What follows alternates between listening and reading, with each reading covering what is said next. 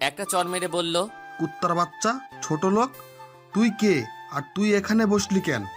জানিস না আমি এখানে বসি? ছোট লোকের বাচ্চা, আমার জায়গাটা তো নষ্ট করলি। তুই এখানে আসলি কিভাবে?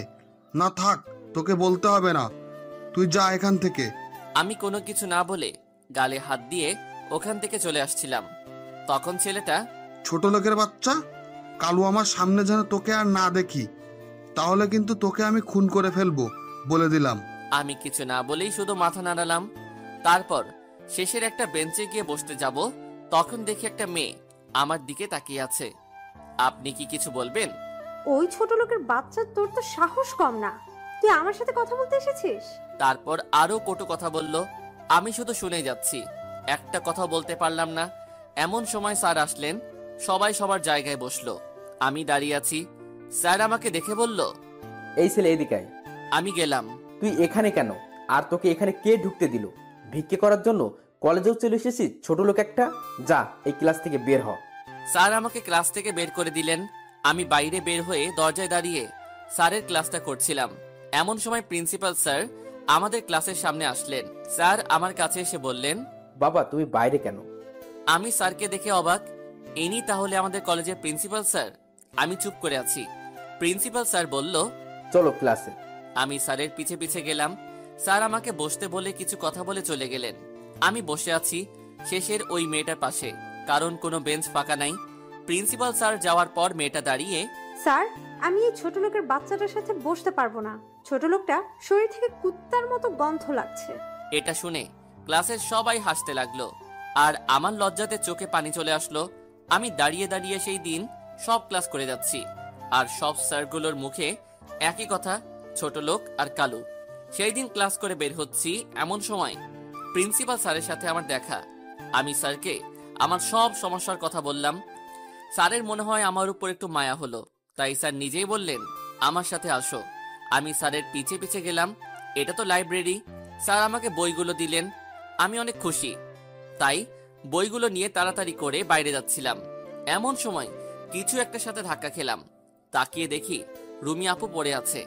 আমি কিছু না ভেবেই আপুকে উঠাতে গেলাম তার হাত ধরে। আপু বলল, কুত্তার বাচ্চা, তোর এত বড় সাহস! এটা বলেই আমাকে যা নয় তা বলেই আমাকে মারতে শুরু করলো। আর এমন সময় পুরো কলেজ আমাদের দিকে তাকিয়ে আছে। প্রিন্সিপাল স্যার আসলেন। রুমি আপু আমার নামে মিথ্যা কথা বলা শুরু করলো। জানি সবাই বিশ্বাস করলো। প্রিন্সিপাল স্যার আমাকে টিসি দিয়ে কলেজ থেকে বের করে দিলেন। আমি সেই দিন অনেক কেঁদেছি। আচ্ছা আপনারাই বলেন, আমি গরিব বলে কি আমি ভালো কলেজে পড়তে পারবো না? আমি গরিব বলেই কি আমার বেঁচে থাকার কোনো অধিকার নাই? আমি গরিব, তাই আমাকে যা তা বলে অপমান করবে। আমরা গরিব, তাই বলেই আমরা ছোট লোক, তাই আমরা এই সমাজে এত অবহেলিত। আচ্ছা আপনারা তো অনেক ধনী, আমরা কি ইচ্ছে করে গরিব ঘরে জন্ম নেই? আরে ভাই, আমরাও মানুষ, আমাদেরও বেঁচে থাকতে ইচ্ছা করে স্বাধীনভাবে। আমাদের মানুষ বলে একবার কাছে টেনে দেখেন, এই ছোট লোকদের একটা সুযোগ দিয়ে দেখেন, তারাও আপনাদের মতো মানুষ হবে ঠিকই, তারাও আদর্শ মানুষে রূপান্তরিত হবে। আমরা কি পারি না এই ছোট লোকদের নিয়ে এই সুন্দর পৃথিবীটাকে আরো সুন্দর করে গড়ে তুলতে? আমি সেই দিন অনেক কেঁদেছিলাম। সেই দিন কারো সাথে কোনো কথা না বলে সারা দিন কেঁদেছিলাম। আম্মু আমাকে অনেকবার বলেছেন কি হয়েছে, আমি আর কিছু বলতে পারিনি সেই দিন। আমি সারা দিন কিছু খাইনি। রাতে শুয়ে শুয়ে ভাবছি আমি আর এই নিষ্ঠুর শহরে থাকবো না, যে শহরে আমার কোনো মূল্য নেই, কুত্তার মতো ব্যবহার করে সবাই। আজ রাতেই চলে যাব ভেবে সবকিছু ছেড়ে কাউকে কিছু জানাবো না। এমন সময় আব্বু আম্মুর কথা মনে হলো। তাদের হাস্যোজ্জ্বল চেহারাটা আমার চোখের সামনে ভেসে উঠল। এইসব ভাবতে ভাবতেই সকাল হয়ে গেছে। চারিদিকে ফজরের আজান হচ্ছে। রাতের অন্ধকারটা কেটে যাচ্ছে। হয়তো আমার জীবনের অন্ধকারটা কেটে যেতে আমাকে অক্লান্ত পরিশ্রম করতে হবে, তবেই হয়তো অন্ধকারটা কেটে যাবে। নামাজ পড়তে গেলাম। নামাজ পড়ে এসে বসে মন খারাপ করে বসে আছি। আম্মুর নামাজ এখনো শেষ হয়নি। আম্মুর নামাজ শেষ হলে আমি আম্মুকে নিয়ে আমার রুমে যাই। আম্মু আমার দিকে তাকিয়ে আছে, আর তাকিয়ে থাকতে থাকতেই কাঁদতে কাঁদতে বললেন, বাবা, তোমার কি হয়েছে? কাল থেকে কিচ্ছু খাওনি। আম্মুর কান্না দেখে আমি আর নিজেকে সামনে রাখতে পারলাম না। নিজেকে কিছুটা সামনে নিয়ে আমি আম্মুকে সবকিছু খুলে বললাম। আরো বললাম, আম্মু, আমি আর এই নিষ্ঠুর শহরে অবহেলার পাত্র হয়ে থাকতে চাই না। আম্মা, তুমি আমাকে অনুমতি দাও, আমি এই শহর থেকে চলে যাব, আর তোমাদের আমাকে নিয়ে চিন্তা করতে হবে না। আমি নিজে কাজ করে নিজের খরচ চালাতে পারবো। এই কথা শুনে আম্মু কোনো কথা না বলেই রুম থেকে বেরিয়ে গেলেন। আমি একাই বসে আছি। এমন সময় আব্বু আম্মু দুজনেই আসলেন। আব্বু আমার দিকে তাকিয়ে আছেন আর আমি নিচের দিকে। আব্বু আমাকে অবাক করে দিয়ে আমাকে জড়িয়ে ধরে কাঁদতে লাগলেন আর বললেন, এত কিছু হয়ে গেছে, আগে বলনি কেন? তুমি কি সত্যি বাইরে কোথাও চলে যেতে চাও? আমি মাথা নেড়ে হ্যাঁ বললাম। তারপর আব্বু ফোনটা বের করে কাকে যেন ফোন দিলেন। বেশ কিছুক্ষণ কথা বলার পর আমাকে বললেন, কাল তুমি ঢাকায় যাচ্ছ তোমার ছোট চাচার বাড়িতে, সকাল 7টার বাসে, মনে থাকে যেন। এটা বলেই আব্বু চলে গেলেন। আম্মু তখনও আমার কাছেই ছিলেন। আমি আম্মুকে বলতে লাগলাম, আম্মু আমার ছোট চাচা আছে আর আমি জানতাম না। আর আমার চাচা কেমন মানুষ যে তার বড় ভাই ভাবি এমনকি আমার সাথেও কোনোদিন দেখা করেননি, কথা বলেননি। তোর চাচার কোনো দোষ নাই বাবা। আমরা কোথায় আছি তোমার চাচা জানে না, আমরা কেউ তাদের কিছু বলিনি। আমি অবাক হয়ে আম্মুকে বললাম, কেন আম্মু? আম্মু কিছুক্ষণ চুপ থাকার পর বলতে শুরু করলেন, তোর আব্বু আর আমি একই কলেজে একই ডিপার্টমেন্টে পড়তাম। তোর আব্বু আমাকে অনেক পছন্দ করতেন। আমাকে অনেকবার বলার পরও আমি রাজি হইনি। তিনি আমার উপর জোর করা শুরু করলেন। তোর দাদু ভাই ছিলেন একজন প্রভাবশালী লোক, কোনো না কোনো ভাবে আমার আর তোর বাবার কথা জানতে পারে। তোর নানু ভাইকে আর আমাকে অনেক অপমান করেন। তারপর থেকে আমার কলেজে যাওয়া বন্ধ হয়ে যায়। আমার খোঁজে তোর আব্বু বেশ কয়েকবার আমার বাড়িতে এসেছিল। একদিন আমার বাবা খুব অসুস্থ হয়ে যান। আমরা অনেক গরিব ছিলাম, তাই চিকিৎসার ব্যবস্থা করতে পারিনি, যার ফলে আমার বাবা মারা যান। আর আমার আর কেউ ছিল না। তোর বাবা যে কিভাবে জানতে পেরেছিল আমার বাবা মারা গেছেন, সাথে সাথে তিনি বাবার দাফনের সাথে আমারও দায়িত্ব নেন। দাফন কাজ শেষ হলে তোর আব্বু আমাকে নিয়ে কাজী অফিসে নিয়ে যান। কাজী অফিসের সামনে যে তোর বাবা দুইজন বন্ধুকে কল দিলে তারাও চলে আসেন। আমাদের বিয়ের কাজটা শেষ হলে তোর আব্বু আমাকে নিয়ে তোর দাদুর কাছে যান। আমাকে দেখে তোর দাদু এতটাই রেগে যান যে আমাদেরকে মেনে নেওয়া তো দূরের কথা, তোর আব্বুকে ত্যায্য করে দিলেন, তার সাথে সকল সম্পত্তি থেকেও। সেদিন তোর আব্বু অনেক কেঁদেছিল। জানিস বাবা, তোর আব্বুকে আমি সেই দিন আর আজকে কাঁদতে দেখলাম। এর আগে কোনো দিনও দেখিনি। যতই কষ্ট পান না কেন হাসি মুখে সব সামলিয়েছেন। তোর আব্বু আমাকে নিয়ে ঢাকা থেকে রাজশাহী চলে আসেন, আর তাদের সাথে কোনো যোগাযোগ করার চেষ্টা করিনি। এটা বলেই আম্মু নিজের আঁচলে মুখ লুকিয়ে কান্না করতে করতে চলে গেলেন। আমার মনটা খুব খারাপ হয়ে যায়। এমন সময় বন্ধু নাসিফের ফোন। আমি রিসিভ করা মাত্রই নাসিফ বলল, কোথায় রে, একটু দেখা কর, কাজ আছে। আমি আর কিছু না বলে দেখা করতে গেলাম। নাসিব আমার ভাইয়ের থেকেও বড় কেউ যদি থাকে তাহলে সেটা নাসিব নিচেই। আমাকে দেখে নাসিব বুঝে যায় আমার মন খারাপ, তাই আমাকে নিয়ে নদীর পাড়ে নিয়ে যায়। আমি আর নাসিব অনেকক্ষণ বসে আছি, কেউ কোনো কথা বলছি না। দোস্ত, তোর কি হয়েছে বলতো? তোর মন খারাপ থাকলে আমারও মন খারাপ হয়ে যায়। আমি আর নাসিফের কাছে কোনো কিছু না লুকিয়ে সবকিছু খুলে বললাম। কলেজে যা যা হয়েছে সবকিছু বললাম। নাসিফ শুনে আমাকে অবাক করে দিয়ে জড়িয়ে ধরেই কান্না করে দেয়, আর তার সাথে আমিও। আমাদের কথা হলে জোহরের আজান হলো। আমি আর নাসিফ ওখান থেকে উঠে বাড়ির দিকে যাচ্ছি। হঠাৎ করে ফুপির কথা মনে হওয়াতেই চলে আসলাম ফুপির বাড়িতে। ফুপির বাড়ির কাছে আসতেই আমার মাথায় নোংরা পানি পড়লো। কে ফেলেছে দেখার জন্য ওপরে ছাদে তাকাতেই দেখি রুমি। রুমি বলে, কিরে ছোট লোক, আমাদের বাড়িতে কি আর কেমন দিলাম? এটা বলেই হাসতে লাগলেন, আর আমি শুধু মুচকি হেসে চলে আসলাম। ওপরে উঠতেই দেখলাম ফুপা বসে আছেন আর কি যেন একটা পড়ছেন। আমি কাছে গিয়ে, আসসালামু আলাইকুম ফুপা, কেমন আছেন? ভালো। ফুপা, ফুপি কোথায় আছেন একটু বলবেন? দেখছিস না আমি কাজ করছি, বিরক্ত না করে যা তো এখান থেকে। ফুপা একটু উচ্চ গলায় কথাটা বলেছেন, যার ফলে ফুপি শুনতে পান। এমন সময় ফুপি আস্তে আস্তে বলল, কি হয়েছে আর কার সাথে এমন করে কথা বলছো? ফুপি আমাকে দেখে খুশিতে জড়িয়ে ধরে বললেন, আরে রাফি, কখন আসলি? কেমন আছিস? এখন তো তোরা আর আসিস না, আমাদের কথা এখন আর মনে পড়ে না। এই কথাগুলো একবারে বললেন। আমাদের কথা বলা দেখে ফুপা চলে গেলেন। আমি দেখেও না দেখার ভান করে রইলাম আর বললাম, ফুপি তোমাকে অনেক দেখতে ইচ্ছা করছিল তাই চলে আসলাম। আরো অনেক কথা বললাম। বেশ কিছুক্ষণ পর রুমি আসলো আর বলতে লাগলো, কিরে ছোট লোকের বাচ্চা, এখনো যাসনি নাকি দুপুরে খেয়ে যাবি? কথাটা শেষ না হতেই ফুপা বলে উঠলেন, রুমি কি বলছো এসব? কুকুরের পেটে কি ঘি হজম হয়? আর রাফি, তুই এগুলো খেয়ে হজম করতে পারবি? এটা বলেই দুজনে হাসতে থাকে। এটা দেখে ফুপি আমার হাত ধরে নিচে নিয়ে আসলেন আর আমাকে জড়িয়ে ধরে কাঁদতে কাঁদতে বলেন, রাফি শোনা, তুই আর আমাদের বাড়িতে আসিস না। তোকে এরা এত অপমান করে, আমারই খারাপ লাগে। এটা বলেই আমাকে ছেড়ে দিয়ে চলে গেলেন। আমি ভাবছি ছোট লোকের আবার মান সম্মান আর অপমান হতে হতে এখন আর গায়ে লাগে না। এসব ভাবতে ভাবতেই ফুপিদের বাড়ি থেকে বের হলাম। হঠাৎ করে আমি লক্ষ্য করলাম আমার সামনে একটা সুন্দর গাড়ি দাঁড়িয়ে আছে। গাড়িটা দেখে মনে হচ্ছে অনেক দামি গাড়ি। অনেকক্ষণ তাকিয়েছিলাম গাড়িটার দিকে। হঠাৎ গাড়ির ভিতর থেকে একজন ভদ্রমহিলা নেমে আসলেন। আমি তখনও সেখানেই রয়েছি। সেখানে তিনি নামার সাথে সাথে আমাকে বললেন, তুমি আমাকে কি একটু সাহায্য করতে পারবে? জি। আমার গাড়িটার একটু সমস্যা হয়েছে, একটু বলবে গ্যারেজটা কোথায়? আমি কি একটু দেখতে পারি? তুমি কি পারবে? একটু চেষ্টা করে দেখতে পারি, আমার সামান্য একটু অভিজ্ঞতা আছে। আচ্ছা বাবা, একটু দেখে দাও, আমার খুব দরকারি কাজ আছে, তাড়াতাড়ি যেতে হবে। আমি আর কথা না বলেই গাড়িটা দেখতে লাগলাম। যা বুঝলাম একটা লিকেজ হয়েছে, তা সারিয়ে দিলাম। আমি বললাম, এবার গাড়িটা দেখেন তো ঠিক আছে কিনা। মহিলা গাড়িতে উঠলেন আর গাড়িটা স্টার্ট দিলেন। গাড়িটা চালু হলো। তিনি নেমে আসলেন আমার কাছে। বাবা, এই টাকাগুলো রাখো, তোমার কাজে লাগবে। কিছু টাকা আমার দিকে এগিয়ে দিয়ে, মাফ করবেন ম্যাম, আমার এই টাকাগুলো লাগবে না, আমার জন্য দোয়া কইরেন, তাহলে আমি খুশি। উনি আর কোনো কথা না বলে গাড়িতে করে চলে গেলেন। আমিও আর কোনো কথা না ভেবেই বাড়িতে চলে আসলাম। কি রে আব্বু, আজ এত দেরি হলো যে? খাবি কখন? একসঙ্গে খাবো, তাই বসে আছি। আম্মু, তুমি এখনো খাওনি? তুমি 10 মিনিট দাঁড়াও, আমি ফ্রেশ হয়ে আসি। কিছুক্ষণ পর খাওয়া দাওয়া শেষ করে আম্মুর সাথে চাচা ও তার পরিবার সম্পর্কে অনেক কিছু জানলাম। বিকেলে নাসিব ফোন দিল, আবার বের হলাম। আজ বিকালে অনেক জায়গায় ঘুরলাম, অনেক কিছু করলাম।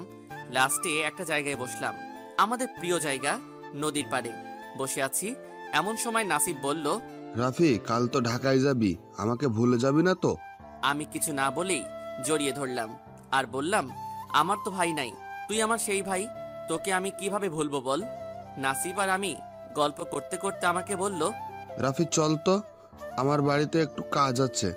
আমি জানি না কিসের জন্য আমাকে নিয়ে যাচ্ছে, হয়তো আন্টিদের সাথে দেখা করাবে, তাই আমি আর না করলাম না। 20 মিনিট হাঁটার পর রাফির বাড়িতে গেলাম। আন্টির সাথে আমি আর নাসিব আড্ডা দিলাম। আড্ডা দিয়ে আমি যখন চলে আসব, তখন আমাকে নাসিব কয়েকটা প্যাকেট দিয়ে বলল, ঢাকাতে গিয়ে এগুলো খুলিস। আমি দেখলাম তার চোখের কোণে পানি, তাই আমি প্যাকেটগুলো নিয়েই বের হয়ে গেলাম। আর কোনো কথা বলিনি। রাত 10টা 9-এর দিকে বাড়িতে পৌঁছালাম। বাড়িতে গিয়ে আব্বু, আমি আর আম্মু একসঙ্গে খাবার খেলাম। এটাই হয়তো আমার শেষ খাওয়া। জানি না আর কবে আবারও একসঙ্গে খেতে পারবো কিনা। অনেক রাত হলো, সবাই ঘুমিয়ে গেছে, আমার আর ঘুম আসছে না। আমার প্রাণের শহর রংপুর ছেড়ে কাল চলে যেতে হবে। ভাবতেই অবাক লাগে, আজ গরিব বলেই আমার প্রিয় মানুষগুলোকে ছেড়ে অচেনা জায়গায় যেতে হচ্ছে। এসব ভাবছি আর চোখ থেকে পানি পড়ছে। ভাবতে ভাবতে ঘুমিয়ে গেলাম। ফজরের আজান হচ্ছে, নামাজ পড়ার জন্য উঠলাম। দেখি আম্মু আমার আগেই উঠে গেছে। আমি কিছু না বলেই নামাজে চলে গেলাম। নামাজ পড়ে এসে আব্বুর কাছে গেলাম। আব্বু আমাকে সবকিছু বুঝিয়ে দিলেন। আমি সবকিছু গুছিয়ে নিয়েছি, তাই আমার কোনো সমস্যা নেই। আব্বু সবকিছু বুঝিয়ে দিলেন, ওখানে কোনো প্রকার কষ্ট হবে না। তোর চাচা একটা মাটির মানুষ। কথা বলতে বলতেই আম্মু আমার জন্য খিচুড়ি রান্না করে নিয়ে আসলেন। আমি আর আব্বু খেয়ে নিলাম। এখন সকাল 6টা বাজে, আর 1 ঘন্টা পরেই আমার বাস, চলে যেতে হবে আমাকে। আমি গোসল করে রেডি হতে যাব, তখন আব্বু আমাকে একটা শার্ট ও একটা প্যান্ট দিলেন আর বললেন, এগুলো পরে আয়, আমি বাইরে আছি। আমি 10 মিনিটের মধ্যে রেডি হয়ে বের হয়ে দেখি আমার ভাই নাসিব বাইরে আব্বুর সাথে কথা বলছে। আমি আম্মুর থেকে বিদায় নিতে যাব, এমন সময় আম্মু কান্না করে দিলেন। আম্মু, তুমি কান্না করলে আমি কিভাবে যাব? তুমি আমার জন্য দোয়া করো, আর আমার জন্য একদম চিন্তা করো না। আমি তো প্রতিদিন তোমার সাথে ফোনে কথা বলবো। রাফি, দেরি হয়ে যাচ্ছে তো, আসো। জি আব্বু। আমি, আব্বু আর নাসিব বাস স্ট্যান্ডে আসলাম, আর 15 মিনিট পর আমাদের বাস ছাড়বে। আমি আব্বুকে জড়িয়ে ধরে কান্না করে দিলাম। আব্বু, আপনাদের ছেড়ে আমাকে চলে যেতে হবে, এটা আমি স্বপ্নে ভাবতে পারি না। আমার জন্য দোয়া করবেন আপনি, আমি যেন আপনার নাম উজ্জ্বল করতে পারি। তুমি আমাদের নিয়ে চিন্তা করো না, নিজের খেয়াল রেখো। আমি যাওয়ার সময় নাসিবকে জড়িয়ে ধরে চলে আসলাম। আমার সিট জানালার পাশে, বাস ছেড়ে দিচ্ছে। আমি মাথা বের করে দেখলাম নাসিব কান্না করছে। আমি তাদের বিদায় দিলাম। বাস আপন মনে চলছে। আমি বাইরে তাকিয়ে আছি আর নীরবে চোখের পানি ঝরাচ্ছি। সত্যি খুব কষ্ট লাগছে আমার, কেন যেন ঘুম ঘুম লাগছে। তাই কিছুক্ষণের মধ্যেই ঘুমিয়ে গেলাম। হঠাৎ করে মনে হচ্ছে কেউ আমাকে ডাকছে, তাই তাকিয়ে দেখলাম একটা মেয়ে। কিছু বলবেন? কিছু মনে না করলে আমাকে কি আপনার সিটটা দেওয়া যাবে? আমার একটু সমস্যা আছে তো। আমি আর কিছু না বলেই সরে গেলাম। তারপর আবার একটা ঘুম। 2 ঘন্টা যাওয়ার পর একটা খাবারের বিরতি দেওয়া হলো। আমি উঠে দেখি আমার পাশের মেয়েটা নেই। হঠাৎ করে লক্ষ্য করলাম মেয়েটা আসলো, এসে বলল, একটু সরেন, আমি আমার সিটে যাব। মেয়েটা এমন ভান করলো যে সিটটা তার নিজেরই। আমি বিরক্ত একটা ভাব নিয়ে বললাম, সিটটা চাওয়ার সময় কত মিষ্টি ভাবে বললেন, আর এখন? আমার যা ইচ্ছা তাই করব, আপনাকে কেন বলতে হবে? আমি কোনো কথাই বললাম না। বাসটা চলতে শুরু করলো। আমি আর কোনো কথাই বললাম না। আমার খুব খিদে লেগেছে, তাই আমি আমার ব্যাগটা খুঁজতে লাগলাম। কিছু আছে নাকি আশা করি কিছুই থাকবে না, কারণ আমি তো কিছুই নেইনি। খুঁজতে খুঁজতে পেয়ে গেলাম আমার ব্যাগে একটা টিফিন বাটি। বাটিটা খুলে দেখলাম খিচুড়ি আছে। আমি খাওয়ার জন্য পানির বোতল খুঁজতে লাগলাম, কিন্তু পাচ্ছি না। হঠাৎ আমার সামনে একটা বোতল দেখতে পেলাম। আমি দেখলাম আমার পাশের মেয়েটা দিল আর বলল, আমি আপনাকে এমনি এমনি বোতলটা দিচ্ছি না, আমারও খিদা লাগছে। আমি আপনার খাবার থেকে একটু ভাগ বসাবো তো, তাই। মেয়ে তো নয়, মনে হয় রাক্ষসী। আমি উপায় না পেয়ে মাথা নাড়ালাম। তারপর আমি ওই মেয়েকে কিছু খাবার দিলাম আর আমি খেলাম। খাওয়া শেষ করলাম। মেয়েটাকে ধন্যবাদ দিয়ে আবার ঘুমানোর প্রস্তুতি নিচ্ছি, কারণ জানালার ধারে হলে হয়তো বাইরের দৃশ্য দেখতে পারতাম। এমন সময় মেয়েটা বলল, আমি ঈশিতা, আপনার নাম কি? আমার নাম রাফি, আমার বাড়ি রংপুরে। আপনার সাথে পরিচিত হয়ে ভালো লাগলো। আপনার কিন্তু একটু বেশি ভাব। কিছু বললেন আমাকে? আরে না, কিছু না, আপনার নামটা কিন্তু সুন্দর। ধন্যবাদ। এইভাবে আরো অনেক কথা হলো। আসলে এই মেয়েটা অনেক ভালোই। কথা বলতে বলতে কখন যে ঢাকায় চলে আসলাম বুঝতেই পারিনি। বাস থেকে নেমে গেলাম, কিন্তু ঈশিতাকে দেখলাম না। মনে হয় চলে গেছে। আমি তো ঢাকার কিছুই চিনি না, তাই বাস স্ট্যান্ডে বসে আছি। এমন সময় আব্বু ফোন দিল। আমি ফোনটা ধরলাম। আসসালামু আলাইকুম আব্বু, আমি এখনই বাস থেকে নামলাম। তোর চাচা ওখানেই আছেন, ফোন দে। জি আচ্ছা আব্বু। আব্বুর সাথে কথা বলে আমি ফোনটা দিলাম ছোট চাচাকে। ফোন ধরলো চাচা। হ্যাঁ রাফি, তুমি কোথায়? আমি তো বসে আছি, কালো শার্ট প্যান্ট পরে। আপনি কোথায়? তুমি কি কালো শার্ট আর কালো প্যান্ট পরে আসো, আর তোমার হাতে লাল কালারের ব্যাগ আছে? জি চাচা। আমি দেখতে পাইছি। চাচা আসলো। চাচা আমাকে দেখেই বলল, রাফি, তোমার আব্বু কেমন আছেন? ভাইজানকে কতদিন দেখিনি, ভাবি কেমন আছেন? জি ভালো আছেন। আপনি কেমন আছেন? আমি ভালোই আছি। তুমি কিন্তু তোমার আব্বুর মতোই হয়েছো। আমি আর চাচা একটা গাড়িতে উঠলাম। গাড়ি চলতে লাগলো। চাচার গাড়ি চলছে, আমি গাড়ি জানালা দিয়ে বাইরে তাকিয়ে আছি। কত বড় বড় দালান কোঠা, কত সুন্দর সুন্দর। এই ঢাকাতে না আসলে জানতেই পারতাম না আমাদের বাংলাদেশেও এত বড় বড় দালান কোঠা আছে। এইসব দেখতে দেখতে আমাদের গাড়ি থামলো। চাচা আমাকে বলল গাড়ি থেকে নামতে। আমি গাড়ি থেকে নেমেই অবাক, এটা কিভাবে বাড়ি হতে পারে? এটা তো একটা রাজপ্রাসাদ। আমি বাইরে থেকেই দেখে অবাক হয়ে গেলাম। এত সুন্দর আর এত বড় বাড়ি আমি দেখিনি। চাচা আমাকে ভিতরে নিয়ে গেলেন। আমি ভিতরে গিয়ে দেখে তো আরো বেশি অবাক। সোনার রঙে সাজানো তাদের বাড়ি, একটা রাজমহলকেও এটা হার মানায়। চাচা আমাকে বলল যে, চলো তোমার রুমটা দেখিয়ে দেই। আমি মাথা নেড়ে ইশারায় সম্মতি দিলাম। চাচা আগে যাচ্ছেন আর আমি তার পিছনে যেতে যেতে আমি বাড়িটা সবকিছু দেখতে দেখতে চাচাকে হারিয়ে ফেললাম। তাই আমি অন্য কোথাও না গিয়ে ওখানেই দাঁড়িয়ে রইলাম। এমন সময় এক ভদ্র মহিলা বললে ভুল হবে, কারণ একটা যুবতী কন্যা দেখতে খুবই সুন্দর, একদম রাজকন্যা। আমি যেন সারা বছর পার করে দিতে পারবো তার দিকে অপলক দৃষ্টিতে তাকিয়ে। আমি অপলক দৃষ্টিতেই তাকিয়ে আছি তার দুটো সরল চোখে। হঠাৎ করে আমার গাল ব্যথা করতে শুরু করলো। আমি বোঝার চেষ্টা করতে লাগলাম কি হয়েছে আমার। অবশেষে মেয়েটার কথাই বুঝতে পারলাম আমার গালে একটা থাপ্পড় দিয়েছে। আমি কিছু না বলেই নিচের দিকে তাকিয়ে আছি, আর মেয়েটা বলা শুরু করলো, ওই তুই কে রে? এমন খ্যাত হনুমানের মতো দেখতে, মাথায় আবার তেলও দিস। তোরে এখানে কে ঢুকতে দিল? আমার কথা না শুনেই দারোয়ানকে ডাকতে লাগলো। তার চেঁচামেচিতে চাচা নিচে আসলো। আমি মাথা নিচুই করে আছি, কোনো কথা বলছি না। কি রে কাউয়া বিড়াল, কথাও বলতে জানিস না দেখছি। তোর মতো ছোট লোকদের কেন যে আমাদের বাড়িতে দেখতে হয়? তোর সাহস কি করে হয় আমাদের বাড়িতে এইভাবে ঘুরে বেড়ানোর?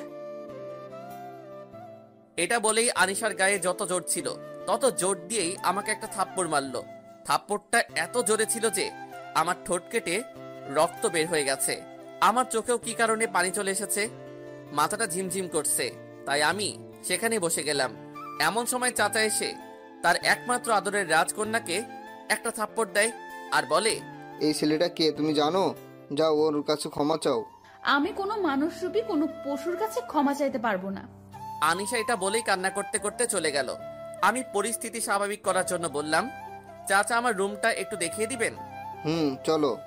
চাচা আমাকে রুম দেখিয়ে দিয়ে বললেন, জানো রাফি, এটা তোমার আব্বুর ঘর। আমি যত্ন করে রেখেছি এই ঘরটাকে। আমি আমার ভাইজানকে অনেক ভালোবাসি। থাক সেই কথা, তুমি ফ্রেশ হয়ে আসো, আমরা একসাথে লাঞ্চ করব। আমারও খুব খিদা লেগেছে, তাই হ্যাঁ বলে দিলাম। আমি ফ্রেশ হতে যাব। এমন সময় চাচা আমার হাত ধরে বললেন, বাবা তুমি তোমার বোনটাকে মাফ করে দাও। ও এমনই, কিন্তু বন্ধু হয়ে গেলে বুঝতে পারবে যে এটা সেই আগের আনিশা না। আর ওর ব্যবহারের জন্য আমি তোমার কাছে ক্ষমা চাইছি। ছোট মানুষ, না জেনেই ভুল করেছে। তুমি বাবা ওর উপর রাগ করে থেকো না। আব্বু ঠিকই বলেছিল, তার ভাই মাটির মানুষ। চাচা আপনি আমাকে সত্যি এইবার লজ্জায় ফেললেন। আমি কিছু মনে করিনি, আর আমারও একটা ভুল হয়েছিল। চাচা আমার খুব খিদা লেগেছে, আপনি খাবারের ব্যবস্থা করেন, আমি ফ্রেশ হয়ে আসছি। চাচা চলে গেলেন। ওইদিকে আনিশা, ওই ছোট লোকটার জন্য আজ বাবা আমার গায়ে হাত তুলেছেন। বাবা আমাকে কোনোদিনও বকা দেননি। আর কোথাকার কোন গেও ভূতের জন্য আজ আমাকে থাপ্পড় মারলো। তোকে আমি উচিত শিক্ষা দেবো, ছোট লোকের বাচ্চা। তুই তৈরি থাক, এই আনিশাকে জিনিস তুই হারে হারে বুঝবি। আমি ফ্রেশ হয়ে বের হলাম, ব্যাগ থেকে কাপড় বের করছি। এমন সময় নাসিফের দেওয়া প্যাকেটগুলো খুললাম। প্যাকেট খুলেই আমি অবাক, কারণ ওগুলোতে কাপড় আছে আর তার সাথে কিছু টাকাও আছে। আমি নাসিফকে ফোন দিচ্ছিলাম, তখনই দেখি নাসিফ কল দিয়েছে। রাফি, ঠিক মতো পৌঁছেছিস? তোর চাচাকে খুঁজে পেয়েছিস? দোস্ত, আমি এখন চাচার বাড়িতেই আছি, এখানে আমার কোনো সমস্যা নেই। রাফি, আন্টির সাথে কথা বল। দে। বাবা রাফি, ঠিক মতো পৌঁছাচ্ছিস তো? যেতে কোনো অসুবিধা হয়নি তো? আম্মু, আমার কোনো অসুবিধা হয়নি। চাচা চাচি অনেক ভালো মানুষ, তোমরা আমাকে নিয়ে চিন্তা করো না। আমি বেশ কিছুক্ষণ কথা বলে খেতে গেলাম। খাবার টেবিলে গিয়ে দেখি তানিশা বসে আছে, আর তার পাশেই চাচি আর চাচা সামনের একটা চেয়ারে বসে আছেন। আমি দাঁড়িয়ে আছি, কোথায় বসবো তাই। তখন চাচা আমার পরিস্থিতি বুঝে আমাকে দোকানে একটা চেয়ারে বসতে বললেন। আমি যে বসতে যাব অমনি আনিশা খাবার টেবিল থেকে উঠে চলে গেল। আমরা তিনজনেই খাওয়া শুরু করলাম। চাচা চাচির সাথে পরিচয় করিয়ে দিলেন। খাবার খেতে খেতে চাচা বলল, এখন থেকে আমাকে তুমি ছোট আব্বু বলে ডাকবে, আর তোমার চাচিকে ছোট আম্মু বলবে, কেমন? কোনো সমস্যা হলে বা কিছু লাগলে কোনো লজ্জা না করে বলবা। মনে করো আমরাই তোমার আব্বু আম্মু। আমি মাথা নেড়ে সম্মতি দিলাম। খাওয়া শেষ হলে আমি রুমে গিয়ে শুয়ে পড়ি। অনেক ক্লান্ত লাগছে। শোয়া মাত্রই আমার ঘুম চলে আসে। আমি ঘুমিয়ে একদম রাত পার করে দিলাম। ফজরের আজানে আমার ঘুম ভাঙলো। আমি নামাজ পড়ার জন্য উঠলাম, কিন্তু আমি তো জানি না মসজিদ কোথায়, তাই বাড়িতেই নামাজ পড়ে নিলাম। সকালে নাস্তার জন্য ডাকা হলে আমি গেলাম। দেখি সবাই আছেন, কিন্তু আনিশাকে তো দেখলাম না। তাই ছোট আব্বুকে বললাম, ছোট আব্বু, তানিশা আপু কই? আমার কথা শুনে চাচা চাচি দুজনে হাসতে লাগলো আর বলল, ও তোমার 1 বছরের ছোট। ছোট হলে কি আপু বলা যায় না? নাস্তা করে আমার রুমে আসলাম। আমার খারাপ লাগলো। আমার জন্য হয়তো তানিশা আপু খেতে আসেনি। আমার সরি বলার দরকার, তাই কোনো কিছু না চিন্তা না করেই চলে গেলাম আনিশাকে খুঁজতে। আনিশাকে খুঁজতে লাগলাম, তাকে ছাদে পেলাম। আমি তার পারমিশন নিলাম, আসতে পারি কি? আনিশা আমার দিকে তাকিয়ে চলে যেতে চাইল। আমাকে মাফ করে দেন। আমি জানি না কেন আপনারা এমন করেন। আমাকে কেউ দেখতে পারে না। আচ্ছা, আমি আর আপনার সামনে আসবো না। এখানে থাকার একটু জায়গা দিয়েন, তাহলেই হবে। আমি আর আপনাকে বিরক্ত করব না। আনিশার সাথে কথা বলে ছাদ থেকে নেমে রুমে চলে আসলাম। সেই দিনের পর থেকেই আর রুম থেকে বের হইনি। খাওয়ার সময় কিছু একটা বলেই আমার রুমে নিয়ে আসতাম। এইভাবেই 8 দিন চলে গেল। বাড়িতে থাকি, চাচার বাড়ির সামনে বাগান আছে। একটা ফাঁকা জায়গা ছিল, তাই ভাবলাম একটা ফুলের বাগান করব। তাই চাচার রুমে গেলাম। ছোট আব্বু, আমি আসবো। রাফি, হ্যাঁ আসো বাবা। ছোট আব্বু, কিছু কথা ছিল। বলো। বাড়ির সামনে একটু ফাঁকা জায়গা আছে, আমি ওই জায়গাটায় কয়েকটা ফুলের ও কিছু সবজির চাষ লাগাতে চাই। এটাই তো ভালো, করো তুমি। চাচার সাথে কথা শেষ হওয়ার পরও দাঁড়িয়ে আছি আমি। রাফি, আরো কিছু বলবা নাকি? ছোট আব্বু, আমার কলেজের ভর্তি হওয়ার ব্যাপারটা যদি দেখতেন। চাচা কিছুক্ষণ ভেবে বলল, তোমাকে কাল কলেজে নিয়ে যাবো, রেডি থেকো।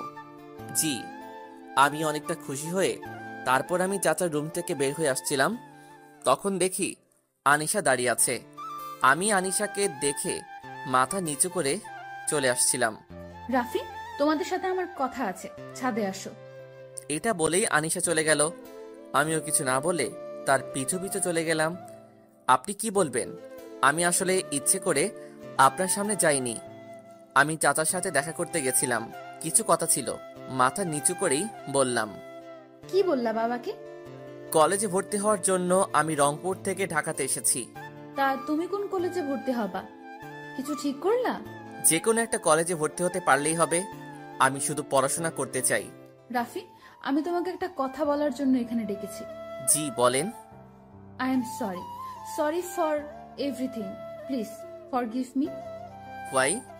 আমার তোমার সাথে ওইভাবে কথা বলা উচিত হয়নি, তাই সবকিছুর জন্য সরি। তুমি সবকিছু ভুলে যাও, এখন থেকে আমরা বন্ধু হলাম, ওকে? গরিবের কি বন্ধু হতে পারে? আমি তো ক্ষেত বেড়ার কাউয়া।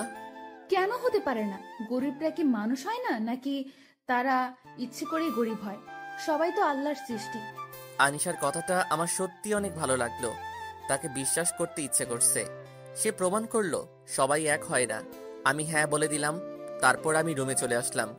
আনিশা আমাকে তার সাথে কথা বলার জন্য বলেছিল, কিন্তু আমার মাথা ধরেছিল, তাই চলে আসলাম। রুমে এসে দেখি নাসিব কল করেছে। আমি কলটা রিসিভ করলাম, তার সাথে অনেক কথা বললাম। তারপর ফ্রেশ হয়ে সময় দেখলাম, এখন রাত 8:37 বাজে। তাই ভাবলাম একটু ঘুরে আসি ছাদ থেকে। যেই ভাবা সেই কাজ, তাই আমি ছাদে আসছিলাম। হঠাৎ আমার কানে ভেসে আসলো একটা আওয়াজ। কণ্ঠটা আনিশার। কথাটা ঠিক এমন ছিল। তোরা শুধু দেখ ওই কুত্তার বাচ্চার আমি কি অবস্থা করি। আমি মনে করলাম এটা হয়তো এমনি কাউকে বলছে। আমি ছাদের এক কোনায় দাঁড়িয়ে আছি। তানিশা আমার পাশে এসে দাঁড়ালো আর বলল, তা কি মনে করে এখানে আসা হলো শুনি? আসলে ঘরে থাকতে ভালো লাগছিল না, তাই আসলাম। আপনার সমস্যা হলে বলেন, আমি এখান থেকে চলে যাচ্ছি। কথাটা বলেই আমি হাঁটা শুরু করলাম। পিছন থেকে আনিশা আমার হাতটা ধরে বলল, সমস্যা তো আমার একটা আছে, তবে তুমি আমাকে আপনি করে বলছো কেন? আমাকে এখনো ক্ষমা করতে পারোনি, তাই না? না না আপু, ছি, আপনি এমন কথা কেন বলছেন? আমার কি সে ক্ষমতা আছে? আমি কারো উপর কখনো রেগে থাকি না। তাহলে এখন থেকে আমাকে আর আপনি করে বলবে না, তুমি করে বলবে, কেমন? এরপর যদি আর একবার আপু বা আপনি করে বলো, গলা টিপে মেরে ফেলবো। আমি মাথা নেড়ে সম্মতি দিলাম। তারপর আমি আর আনিশা অনেক কথা বললাম। তারপর একসাথে খেতে গেলাম। চাচা চাচি আমাদের একসাথে দেখে খুশি হলেন। আজ সবাই একসাথে রাতের খাবার শেষ করে যার যার রুমে গেলাম।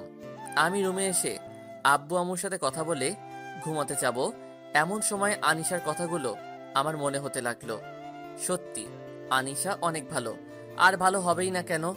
আমার চাচা চাচি যে এত ভালো, ভাবতে ভাবতে কখন ঘুমিয়ে গেছি ঠিক নেই।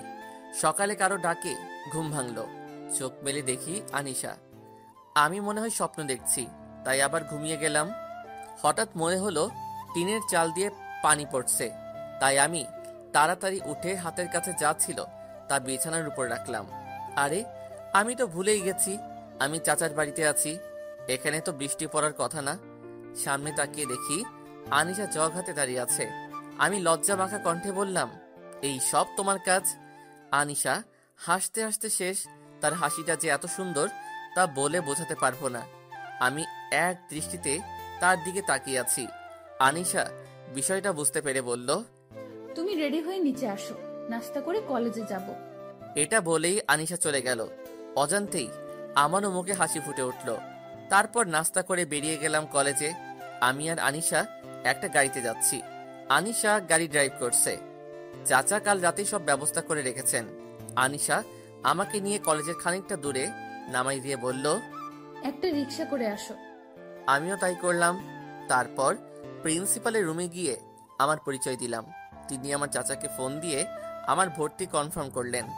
সেই দিন ক্লাস করে আবার একই জায়গাতে আনিশার সাথে দেখা।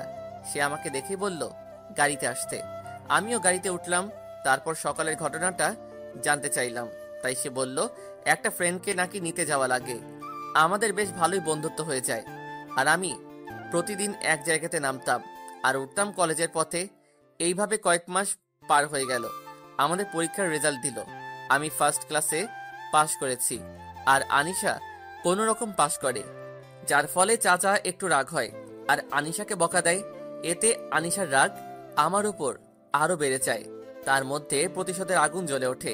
তারপর সে ভাবতে থাকে কিভাবে আমার উপর তার প্রতিশোধ নিবে। আনিশা রেগে তার রুমে চলে যায় আর ভাবতে থাকে কিভাবে আমাকে অপমান করে আমাকে বাড়ি থেকে বের করে দেওয়া যায়। আনিশা আর সেই দিন তার রুম থেকে একটুর জন্য বের হলো না। সেদিন কোনো রকম কেটে গেল। আনিশা সারাদিন সারা রাত ভেবে একটা বুদ্ধি বের করলো আর তার সেই বুদ্ধিতে মাঠে নেমে পড়লো। সকালে ঘুম থেকে উঠে দেখলাম আমার রুমের সামনে চাচা দাঁড়িয়ে আছে। আমি তাড়াতাড়ি উঠে চাচার কাছে গেলাম। চাচা বলল, তুমি কি আজ কলেজে যাবা? চাচা, আমার না শরীরটা খারাপ করছে, তাই ভাবছি আজ কলেজে যাব না। চাচা আমার কাছে এসে কপালে হাত দিয়ে বলল, তোমার তো অনেক জ্বর এসেছে। চাচা তেমন কিছু না, একটু পরেই ঠিক হয়ে যাবে। এমনটা আমার মাঝে মাঝে হয়। ও চাচা, আপনি কি কিছু বলবেন? তুমি কি আনিশাকে একটু পড়াতে পারবে? ও তো পরীক্ষায় ভালো রেজাল্ট করতে পারছে না, তাই ভাবলাম তুমি যদি একটু গাইড করতা। আচ্ছা চাচা, আমি পড়াবো। আপনি এখন খুশি তো? আমি অনেক খুশি হয়েছি। আর তুমি যদি পারো তাহলে কাল থেকে পড়াতে শুরু করে দাও, কেমন? জি আচ্ছা। আমি একটু ফ্রেশ হয়ে নিচে গেলাম আমার হাতে তৈরি করা বাগানটাই। সেখানে গিয়ে গাছে পানি দিলাম। তারপর রুমে গিয়ে একটা কাজ করছিলাম। এমন সময় আনিশা আসলো। রাফি, তোমাদের সাথে আমার কথা আছে। বলো। এখানে বলা যাবে না, আমার সাথে তোমাকে যাওয়া লাগবে। তুমি এখন রেডি হয়ে আসো, তোমাকে নিয়ে একটা জায়গায় যাব। কিন্তু? কোনো কিন্তু না, তোমাকে যেতেই হবে। আনিশা, তুমি আমাকে কয়েক মিনিট সময় দাও, আমি নাস্তা করে রেডি হয়ে তোমার সাথে যাব। তোমাকে আমি নাস্তা করাবো, এখন চলো। তারপর আমি আর আনিশা গাড়িতে করে অজানা গন্তব্যে চলা শুরু করলাম। আমার জন্য অজানা, কিন্তু আনিশা চিনে। বেশ কিছুক্ষণ গাড়ি চলার পর একটা রেস্টুরেন্টের সামনে গাড়ি থামালো। অনেক বড় রেস্টুরেন্ট। আমি আর আনিশার ভিতরে প্রবেশ করলাম।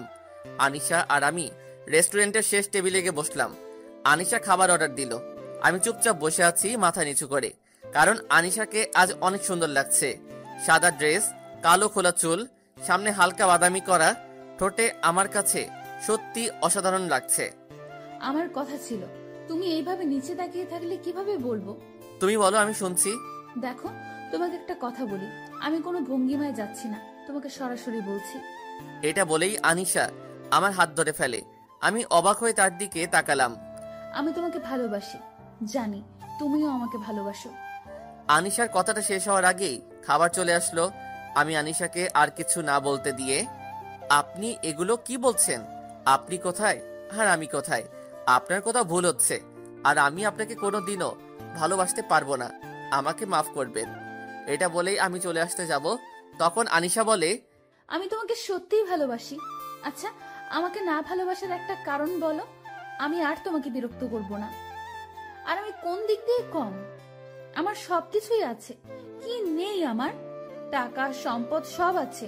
আমি শুধু তোমাকে চাই রাফি, শুধু তোমাকেই চাই। এটা আমার দ্বারা সম্ভব না, আর আমি গরিব। আপনারা কত বড় লোক, আমি কোনোভাবেই চাচা চাচিকে কষ্ট দিতে পারবো না, ক্ষমা করবেন। আপনার সাথে আপনাদের মতো বড় লোকের ছেলেকেই মানায়, আমাকে নয়। কথাটা বলতে আমার যত দেরি, আনিশার সাথে সাথে খাবারের প্লেট থেকে চাকু নিয়েই তার হাতের এক জায়গায় কেটে দেয়। ধারণা থাকায় খুব একটা বেশি কাটে নাই। আমি সাথে সাথে তার হাত থেকে চাকু ফেলে দিয়েই টিস্যু দিয়ে হাতে চেপে ধরলাম। আনিশাকে অনেক কষ্টে গাড়িতে বসিয়ে দিয়ে আমি ফার্মেসি থেকে তুলো, ব্যান্ডেজ আর স্প্রিন্ট নিয়ে আসলাম। তার হাতে ওইগুলো দিয়ে তাকে বোঝানোর চেষ্টা করলাম, কিন্তু সে কিছুতেই বুঝতে চাচ্ছে না, শুধু কান্না করেই যাচ্ছে আর একটা কথাই বলতে থাকছে, আমাকে ভালোবাসতেই হবে। আমি কোনো উপায় না পেয়ে বললাম, আমাকে কিছুদিন সময় দেওয়া লাগবে। তুমি সময় নাও, কিন্তু আমার উত্তর কিন্তু হ্যাঁ চাই। যদি না বলো তাহলে আমি নিজেকে শেষ করে দিব। আমি কিছু না বলে বাড়িতে যেতে বলে গাড়িতে উঠলাম। আনিশা গাড়ি চালাচ্ছে আর আমার দিকে তাকাচ্ছে। আমি আর একবারও আনিশার দিকে তাকাইনি। বাড়িতে আসলাম, এসেই আমার রুমে গেলাম আর ভাবতে লাগলাম কি থেকে কি হয়ে গেল। দুপুরে আর গেলাম না খেতে, তাই আনিশা আসলো আমাকে ডাকতে। আমার ইচ্ছা না থাকা সত্ত্বেও যেতে হলো, কারণ খুব জেদি মেয়ে। আমার সামনাসামনি চেয়ারে আনিশা বসলো। আমি আমার মতো খাওয়া শুরু করলাম। আমার যেন কেমন কেমন লাগছে। কি হয়েছে? বাবা মনে হয় আমার পায়ের ওপর দিয়ে বিড়াল গেল, তাই ভয় পেয়েছি। ও খাও। ভালো কথা মনে পড়লো, আজ থেকে রাফি তোমাকে পড়াবে। তোমার কি কোনো সমস্যা আছে? না বাবা, আমি তোমাকে এটা বলবো ভাবছিলাম, তার আগেই তুমি বলে দিলা। এটা বলেই আনিশা একটা শয়তানি হাসি দিল, যা আমার ভালো লাগেনি। আমি কোনো কথা না বলেই তাড়াতাড়ি খাওয়া শেষ করে আমার রুমে গেলাম। আমার খুব ঘুম পাচ্ছে, তাই ঘুমিয়ে গেলাম। সন্ধ্যায় ঘুম ভাঙলো, তাই ফ্রেশ হতে গেলাম। ফ্রেশ হয়ে দেখি চাচি আমার রুমে। চাচি, কিছু বলবেন? বাবা আনিশাকে পড়াবে না? এই তো যাচ্ছি। আমার কোনো ইচ্ছা নেই আনিশাকে পড়ানোর। আমি রুমে ঢোকার আগে দরজায় নক করলাম। ভেতরে আসো। আমি গেলাম, দেখলাম আনিশা বসে আছে টেবিলে। বসো। আনিশা আমাকে চেয়ার দেখিয়ে দিয়ে বলল। আমি বসলাম আর থেকে পদার্থ বই বের করতে বললাম। আমি বায়োলজি পড়বো না, তাই আমি প্র্যাকটিক্যালও করব না। তাহলে কি পড়বা? রাফি, আজ আমি তোমাকে শিখাবো। বলেই আনিশা আমাকে কিস করতে লাগলো। আমি তাকে ধাক্কা দিয়ে ওখান থেকে বের হয়ে গেলাম। বের হতেই চাচি আমাকে বলে, এত তাড়াতাড়ি পড়া শেষ? আজ শুধু পড়া দিলাম, কাল থেকে ভালো করে পড়াবো। এটা বলেই চলে আসলাম। আমার নিজেরই খারাপ লাগছে, কেন যে রংপুর ছেড়ে আসলাম। ভাবতে ভাবতে ঘুমিয়ে গেলাম। সকালে আনিশা আসলো আর বলল, কি হলো, তুমি ওইভাবে চলে আসলা কেন? তোমার কি ভালো লাগেনি? কাছে আসো, আরেকটা দিই। দেখো, আমার এগুলো ভালো লাগে না। আমি তোমাকে বোনের মতোই দেখি। তুমি যদি ভালো করে পড়তে চাও তাহলে পড়াবো, না হলে আমাকে এখান থেকে চলে যেতে হবে। আনিশা কিছু না বলে চলে গেল। মনে হয় কষ্ট পেয়েছে। আমি সন্ধ্যায় তার রুমে নক করে প্রবেশ করলাম। সে এখন চুপ করে বসে আছে।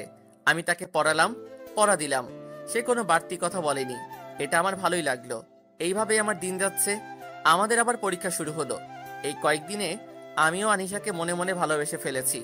পরীক্ষার সময় আমি আর আনিশা একসাথে অনেক পড়তাম। এইভাবে আমি ওকে পড়াতাম। আমাদের দিনকাল ভালোই চলছিল। পরীক্ষা শেষ হলো। আমি আর আনিশা বসে আছি, ছাদে গল্প করছি। এমন সময় আনিশার ফোনে একটা কল আসে, তাই সে চলে যায়। আমি ছাদে থেকে কিছুক্ষণ পর নেমে যাই। রাতে শুয়ে শুয়ে ভাবছি কাল আনিশাকে মনের কথা খুলে বলবো। এভাবে বুকে চেপে আর রাখতে পারছি না। তারপরের দিন আমি আনিশাকে আমার মনের কথা বলতে তার রুমে যাই। সে আমাকে দেখে অবাক হয়, কারণ আমি শুধু তাকে পড়ানোর সময় তার রুমে যেতাম। কিছু বলবে? বলে ফেলো। আমি তোমার সাথে মিশতে মিশতে কখন যে তোমাকে নিয়ে মনে মনে ভাবতে শুরু করেছি জানি না। হয়তো আমিও তোমাকে ভালোবেসে ফেলেছি আনিশা। আমি তাকে আমার মনের কথাগুলো বললাম। আমার কথা শুনে আনিশা হো হো করে হেসে উঠল। আমি কিছু বোঝার আগেই দরজাটা লক করে দিল। আমার কাছে এসে বলতে লাগলো, আমি এই দিনটার জন্যই অপেক্ষায় ছিলাম, কি করে তোকে আমার জালে ফাঁসানো যায়। এটা বলেই আনিশা আবারও হাসতে শুরু করে। আমি কিছুটা ঘাবড়ে যাই। আনিশা কি বলছে এইসব? তার মানে আমি কি মিথ্যা মায়ায়, মিথ্যা ভালোবাসায় পড়েছি আমি? এইসব ভাবতে ভাবতে আনিশা আমার কাছে চলে আসে, একেবারে কাছে। কাছে এসেই তার হাত আমার গালে রাখলো। মনে করেছিলাম আমার সাথে মজা করে ওইসব বলেছিল, তাই আমি গাল ফুলিয়ে হাসতে যাব। এমন সময় আনিশা তার নখ দিয়ে আমার গাল আঁচড়ে দিল। ওহ, কি ব্যথা বলে বোঝাতে পারবো না। আমি আনিশার হাত ধরে নিলাম শক্ত করে। তারপর বললাম, আনিশা, তুমি এমন করছো কেন? তুমি তো আমাকে ভালোবাসো, তাহলে কেন এমন অদ্ভুত ব্যবহার করছো আমার সাথে? কথাটা বলার সাথে সাথেই আনিশা বলতে শুরু করলো, ভালোবাসা? তোর মতো ছেলেকে ভালোবাসা যায়? তোরা তো কুকুর। কুকুরকে একদিন খাবার দিলে তারা মালিকের গোলাম হয়ে যায়, আর তুই আমার গোলাম না। তোকে গোলাম বানালে তো আমারই ক্ষতি, কারণ তোকে আমি এই বাড়িতে থাকতে দিব না। কিন্তু কেন? আমার কি কোনো দোষ হয়েছে? আমি কি কোনো খারাপ কাজ করেছি? আমি অন্যায় করে থাকলে আমাকে শাস্তি দিন। আপনার কাছে হাত জোর করছি, আমাকে বাড়ি থেকে বের করে দিয়েন না। দরকার হলে আমি বাড়ির যে কোনো এক কোণে কুকুরের মতো পড়ে থাকবো, তাও আমাকে এইভাবে তাড়িয়ে দিয়েন না। আমার আর কোথাও যাওয়ার জায়গা নেই। তো আমি কি করব? আমাকে তুই কি করতে বলিস? আমার কথার উপর কথা বলিস? তোর তো অনেক সাহস হয়েছে দেখছি। বলেই আনিশা কি যেন খুঁজতে লাগলো। আমি তাকিয়ে দেখি চাবুক। তারপর আনিশা কোনো কথা না বলেই আমাকে চাবুক নিয়ে মারতে লাগলো। আমি না পারছি সইতে, না পারছি চিৎকার করে কান্না করতে। চিৎকার যেন বাইরে না যায়, তাই আমি আমার হাত দিয়ে মুখ চেপে ধরে আছি। আমি ব্যথায় মাঝে মাঝে আটকে উঠছি, কিন্তু কিছুই করতে পারছি না। আমার শরীরে খুব ব্যথা করছে। কোনো রকম নিজেকে ধরে রেখেছি। আমার শরীর দিয়ে যে রক্ত বের হচ্ছে তা বেশ বুঝতে পারলাম। না, আমি আর পারছি না। আনিশা, আমাকে আর এইভাবে মেরো না। আমার খুব কষ্ট হচ্ছে। আমি তোমার কাছে ক্ষমা চাইছি। আমার ভালোবাসা কিন্তু মিথ্যা না, সত্যি সত্যি ভালোবেসেছি। তুমি আমাকে একেবারেই মেরে ফেলেও। আনিশা কিছুটা শান্ত হলো, তারপর বলতে শুরু করলো, তোর মতো ছোট লোকের বাচ্চা আমার বাড়ির কুকুর হওয়ারও যোগ্য না। তুই কেমনে ভাবলি তোরে আমি ভালোবাসি? কুকুরের দল বড় লোক দেখে লোভ সামলাতে পারে না। আমার চোখের সামনে আসলে তোকে যে আমি কি করব আমি নিজেই জানি না, তবে তোর ভালো কিছু হবে না এটা বলে দিলাম। তাহলে এতদিন কি শুধু ভালোবাসার নামে অভিনয় করে এসেছো? আরে যা তো, কানের কাছে ভ্যান ভ্যান এই সব সময় শুনতে ভালো লাগে না। আজ আমার অনেক ভালো লাগছে, আমি আমার প্রতিশোধ নিতে পারলাম। কথাটা বলার সাথে সাথেই কাকে যেন ফোন দিল দিয়ে। হ্যাঁ বাবু, তুমি কোথায় জানো বাবু? আজ অনেক খুশি আমি। তুমি এখনই চলো, আমি ঠিকানা মেসেজ করে দিচ্ছি। আমার সামনেই কথাগুলো বলল। আমি বুঝতে পারলাম তার মনে হয় মনের মানুষকে এইসব বলল। আমি আর আমার চোখের পানি লুকাতে পারলাম না, সরাসরি আমার রুমে এসে কাঁদলাম। চোখের পানি শুকিয়ে গেল, আমার মনের আগুন এখনো জ্বলতে থাকলো। সারা রাত আমার ঘুম আসলো না। আজান হচ্ছে, নামাজ পড়তে যাব। অজু করে বের হয়ে দেখি আনিশা রুমে এখনো আলো জ্বলছে। তাই আমি দেখার জন্য দরজায় নক দিলাম। কয়েকবার নক দেওয়ার পর দরজা খুললো, আর খোলার সাথে সাথেই আমার দুই গালে দুটো চর মেরে বলতে লাগলো, কুত্তার বাচ্চা, এখানে কি? ছোট লোকের বাচ্চা, ভাগ এখান থেকে। শালা তোর মতো লুচ্চা আমি একটাও দেখিনি। আমার চর মারার কারণে ঠোঁটটা কেটে গেছে। আনিশার কথায় তার থেকে বেশি কষ্ট হচ্ছে, তাই আমি একটু মুচকি হাসি দিয়ে বললাম, রাতে তো ঘুমাওনি, এখন না ঘুমালে শরীর খারাপ করবে। এটা বলে চলে আসলাম। চোখের পানি মুছতে মুছতে রুমে এসে নামাজ পড়ে দোয়াতে আনিশার ভালোর জন্য দোয়া করতে লাগলাম। চোখের পানি যেন থামছে না। এইভাবে চলতে থাকে আমার দিন। আনিশা আমাকে কষ্ট না দিলে তার দিন যেত না। এখন আমাকে কলেজে অপমান করে, সবার সামনে চর মারে। আমাকে কখনো তার চাকর বানায়, আবার কখনো তার গোলাম। কখনো আমাকে মানুষ বলে মনে করেই না। আমি আমার আব্বু আম্মুর কথা ভেবে এই বাড়ি থেকে কোথাও যেতে পারি না। আমার চাচা ব্যবসার কাজে দেশের বাইরে গেছে। আমার হাতে লাগানো গাছগুলো বেশ সুন্দরভাবে বেড়ে উঠছে। প্রতিদিনই পানি দেই।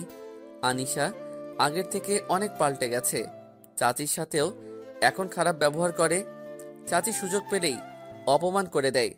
একদিন আমি আর চাচি বসে গল্প করছিলাম, এমন সময় আনিশা আসে, আমাকে আর চাচিকে দেখে দাঁড়িয়ে যায়। এই ছোট লোক তো আর এক ছোট লোকের সাথে গল্প করছে, হাউ ফানি। এটা বলেই তার রুমে চলে যায়। আনিশা আমাকে আর চাচিকে উদ্দেশ্য করে বলল, চাচি। আনিশার কথা শুনেই কাঁদতে লাগলো। কাঁদতে কাঁদতে নিজের রুমে চলে গেলেন। আমার এখন আর কিছু হয় না, অভ্যাস হয়ে গেছে। কিন্তু চাচির জন্যই খারাপ লাগলো। আমাদের এইচএসসি পরীক্ষার 1 মাস 13 দিন সময় আছে। আমার একটা নোট কিনা লাগবে গণিতের, তাই বাসা থেকে বের হলাম। বের হয়ে দেখলাম আনিশা আর একটা ছেলে বাইকে করে যেন কোথায় গেল। আনিশা এত রাতে কোথায় যেতে পারে? আর ওই ছেলেটাকে তো আমি চিনি, ও খুবই খারাপ ছেলে। আমি কিছু না ভেবে একটা ট্যাক্সিতে উঠে তাদের ফলো করতে লাগলাম। ফলো করতে করতে দেখলাম তারা একটা নির্জন একটা বাড়ির ভিতর ঢুকলো। আমি কিছু বুঝতে পারলাম না, ছেলেটার উদ্দেশ্য ভালো না। তারা বাড়ির ভিতর ঢুকে গেল, আমিও তাদের পিছু পিছু ঢুকলাম। সেখানে ভীষণ অন্ধকার ছিল, তাই অত ভালো মতো কিছু বোঝা যাচ্ছে না। আমি হঠাৎ একটা রুমের সামনে এসে থমকে দাঁড়ালাম, কারণ সেখানে আলো ছিল, আর ছিল কেমন অদ্ভুত গোঙানোর আওয়াজ। আমি ভয়ে ভয়ে রুমের ভিতর প্রবেশ করেই আমার চোখ দুটো পড়ে যাওয়ার মতো অবস্থা, কারণ ছেলেটা আনিশাকে বন্দি করে তার জামা কাপড় খুলে দিচ্ছে, আর আনিশার মুখে কাপড় দিয়ে আটকানো আছে, যার ফলে সে চিল্লাতে পারছে না। আনিশার সাথে সাথে ছেলেটাও আমাকে দেখে ফেলেছে, তাই আমি বাধ্য হয়েই তাদের সামনে চলে আসি। আর ছেলেটা আমাকে দেখেই বন্দুক বের করে নিল। আমি এখন কি করব ভাবছি। ও, পেয়েছি। আমি ছেলেটাকে উদ্দেশ্য করে বললাম, তুমি কি শুধু আনিশাকে একাই ভোগ করবে? আমারও অনেক দিনের ইচ্ছা, আমাকে তোমার বন্ধু করে নাও। তোমারই ভালো হবে। ছেলেটা কিছু একটা ভাবছে। আনিশা আমার দিকে অবাক হয়ে তাকিয়ে আছে, হয়তো নিজের কানকে বিশ্বাস করতে পারছে না। তুই ঠিক বলেছিস, এই মেয়েটা যা জিনিস না, একে একা খেয়ে শেষ করা যাবে না। তোকে ভাগ দিব, কিন্তু আমার একটা শর্ত আছে। কি শর্ত? তাকে একটা থাপ্পড় মার, শালির কি তেজ, আর সব তেজ গুঁড়ো করে দেব। আমার খারাপ লাগলেও কিছু করতে পারছি না, তাই তার কথায় একটা থাপ্পড় মারি। এতে আনিশারও কিছু করার নেই। আমি তাকে থাপ্পড় মেরে দিলাম। বিশ্বাস করেন, আমার অনেক কষ্ট হয়েছে। মনে হচ্ছে আমার বুক ফেটে হার্ট বের হয়ে যাচ্ছে। আমি ছেলেটাকে বললাম, আমরা এখন একটু মজা করি, আছে নাকি ওইসব? আরে আছে, আমার বাড়ি এখানে, সব আছে। এটা বলেই পাশের রুমে গেল, আর আমি তখন ওর পিছু গেলাম। আর ও রুমে যাওয়া মাত্রই আমি ওকে বাইরে থেকে লক করে দেই। ছেলেটাকে আটকে দিয়ে আমি সাথে সাথেই পুলিশকে ফোন দিয়ে জানিয়ে দিলাম। আনিশার কাছে গিয়ে দেখি ও হতাশ হয়ে গেছে। আমি সাথে সাথেই ওকে বাঁধন থেকে মুক্ত করে আমি ওকে নিয়ে বাড়িতে চলে আসি। ওকে মনে হয় এমন কিছু খাওয়ানো হয়েছে যার কারণে ও কেমন যেন করছে। আমি আর আনিশা কোনো মতে বাড়িতে পৌঁছালাম। তারপর বাড়িতে গিয়েই দেখি চাচি বসে আছে। আনিশার এমন অবস্থা দেখে বলে, কি হয়েছে? তারপর আমি বললাম, আমি আর তানিশা একটু বাইরে ঘুরতে গেছিলাম, আর আনিশার একটু মাথাটা ঘুরছে। ওকে ওর রুমে রেখে শুয়ে দিয়েই চাচি আর আমি আমাদের রুমে গেলাম। সকালে কারো চিৎকারে আমার ঘুম ভেঙে গেল। তাকিয়ে দেখি আনিশা আর চাচি আমার রুমের সামনে। তাই আমি তাড়াতাড়ি উঠে গেলাম। দরজার কাছে যেতেই চাচি আমাকে ঠাস করে একটা চড় বসিয়ে দিল। গাল অনেক ব্যথা করছে। আমি কিছু বুঝতে পারলাম না, তাই অবাক হয়ে তাদের দিকে চেয়ে আছি। একবার তানিশার দিকে চেয়ে আছি, আবার চাচির দিকে। এমন সময় চাচি আমার কলার ধরে বলতে লাগলেন, তোকে আমি কত বিশ্বাস করে আমার এই বাড়িতে থাকতে দিলাম, আর তুই আমার বিশ্বাসের এমন মূল্য দিবি? আমি ভাবিনি কোনোদিনও। তুই আমার সব বিশ্বাস নষ্ট করলি। তোকে কত ভালোবেসেছিলাম, তোকে কোনো দিনও আমার অন্য চোখে দেখিনি, আর তুই কি করলি? আমার মেয়েটার সর্বনাশ করলি। আমি চাচির কথা শুনে আকাশ থেকে পড়লাম। উনি কি বলছেন এগুলো? আমি আবার আনিশার সাথে কি করলাম? আনিশাকে তো অসম্মানের হাত থেকে আমি বাঁচালাম। তাহলে কি আনিশা আমাকে মিথ্যা অপবাদ দিয়ে বাড়ি থেকে বের করে দেওয়ার জন্য এসব করছে? চাচি আমাকে বাড়ির বাইরে বের করে দিলেন। আমি কোথায় যাব? আমার তো কেউ নেই এই অচেনা জায়গায়। আর আমার মনে হয় চাচি হয়তো এমনি আমার উপর রাগ করে আছে, তাই হয়তো এমনটা করছে। রাগ কমে গেলে আবার আমাকে বাড়ির ভিতরে নিবে, তাই আমি বাড়ির গেটের সামনে দাঁড়িয়ে আছি। সকালে নাস্তাও হয়নি। আজ মনে হচ্ছে রোদের তাপ অন্য দিনের থেকে বেশি। অনেকক্ষণ হলো দাঁড়িয়ে আছি, না কেউ আসছে না। তাই ভাবলাম একটু দেখে আসি ভিতরে কিছু হচ্ছে নাকি। যেই ভাবা সেই কাজ, বাড়ির ভিতরে ঢুকলাম। ঢুকতেই আনিশা আমাকে দেখে তার হাতে গ্লাস ছিল, আর সেটা আমার দিকে ছুড়ে দিল। আমি কিছু বোঝার আগেই আমার কপালে লেগে আমার কপাল কেটে গেল, আর সাথে সাথেই রক্তে আমার জামা পুরো লাল করে দিল। আমি অবাক দৃষ্টিতে আনিশার দিকে তাকিয়ে আছি, কারণ এই সেই মেয়ে যে আমাকে এত ভালোবাসতো। আমি না খেলে সেই খেত না। আমি রাতে ঘুমালে মাঝে মাঝে আমার বুকে মাথা রেখে ঘুমাতো, আর আমার একটু কষ্ট দেখতে পারতো না। আমার জ্বর আসলে সারা রাত আমার পাশে থাকতো, মাঝে মাঝে ঘুরতে নিয়ে যেত। এইসব ভাবছি, তখন আনিশা, আম্মু দেখো, এই ছোট লোকের বাচ্চাটা আবার এসেছে। ছোট লোকের সাহস দেখো আম্মু, আমার এত বড় ক্ষতি করো আমার সামনে কেমন করে তাকিয়ে আছে। কুত্তার বাচ্চাকে বাড়ি থেকে বের করে দাও। আনিশার কথা শুনে চাচি আসলো, আর আমার মনটা ভেঙে গেল। দয়া করে আমাদের তো এখন একা থাকতে দে। আমাদের তো যা সর্বনাশ করার করে দিয়েছিস, এখন আর আমাদের কষ্ট দিস না। তুই আমাদের চোখের সামনে থেকে যা। তোর মতো ছোট লোক আর নিচু মনের মানুষকে আমরা দেখতে চাই না। কিন্তু চাচি, আমার অপরাধটা, এটা বলার সাথে সাথে চাচি আমার গালে থাপ্পড় বসিয়ে দিল। আমি অবাক হয়ে চাচির দিকে তাকিয়ে আছি। এবার সত্যি কষ্টে আমার বুকটা ফেটে গেল। আমি আর আমার চোখের পানিটা ধরে রাখতে পারলাম না। আমি কাঁদতে কাঁদতে চাচির পা ধরে বলতে লাগলাম, চাচি, আপনারা ছাড়া আমার আর কে আছে বলুন?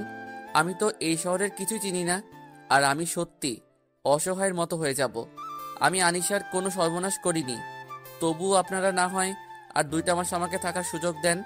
কথা দিচ্ছি, আমার পরীক্ষাটা শেষ হলেই চলে যাব।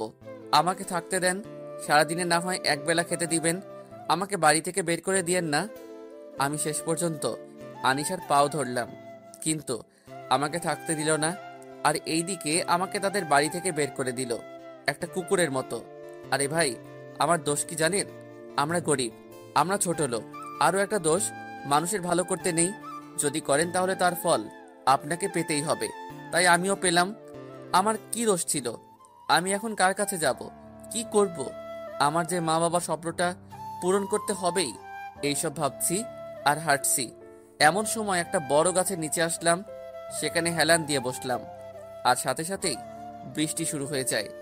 আজ অনেক কষ্ট হচ্ছে, নিজের ভালোবাসার মানুষটাও আমাকে বিশ্বাস করতে পারল না। সেদিন খুব ভিজলাম, রাতে বৃষ্টি থামলো, কিন্তু আমার জ্বরটা থামলো না, কারণ সারা দিন না খেয়ে আছি, তার উপর আবার কপাল ফেটে গেছে। কোনো রকম সকাল হলো, পকেটে হাত দিয়ে দেখি মোবাইল নাই, তাই নিজের মান সম্মান বাদ দিয়ে মোবাইলটা আনতে আনিশার বাড়িতে গেলাম। আনিশার বাড়িতে গিয়ে দেখলাম দারোয়ান চাচা দাঁড়িয়ে আছে। আমাকে দেখেই আমার কাছে আসলো। আমি চাচাকে সালাম দিয়ে আমার ফোনটা আনার জন্য বললাম। বেশ কিছুক্ষণ পর চাচা আসলো। আমি মোবাইল ফোনটা নিয়ে হাঁটা ধরলাম। চাচা ডাক দিল, বাবা দাঁড়াও। আমি পিছনে তাকিয়ে দেখলাম চাচা নিজেই আমার কাছে এসে আমাকে কিছু টাকা দিলেন। অনেক না করার পরও আমাকে জোর করে দিলেন। আমি টাকাগুলো নিয়ে আসলাম।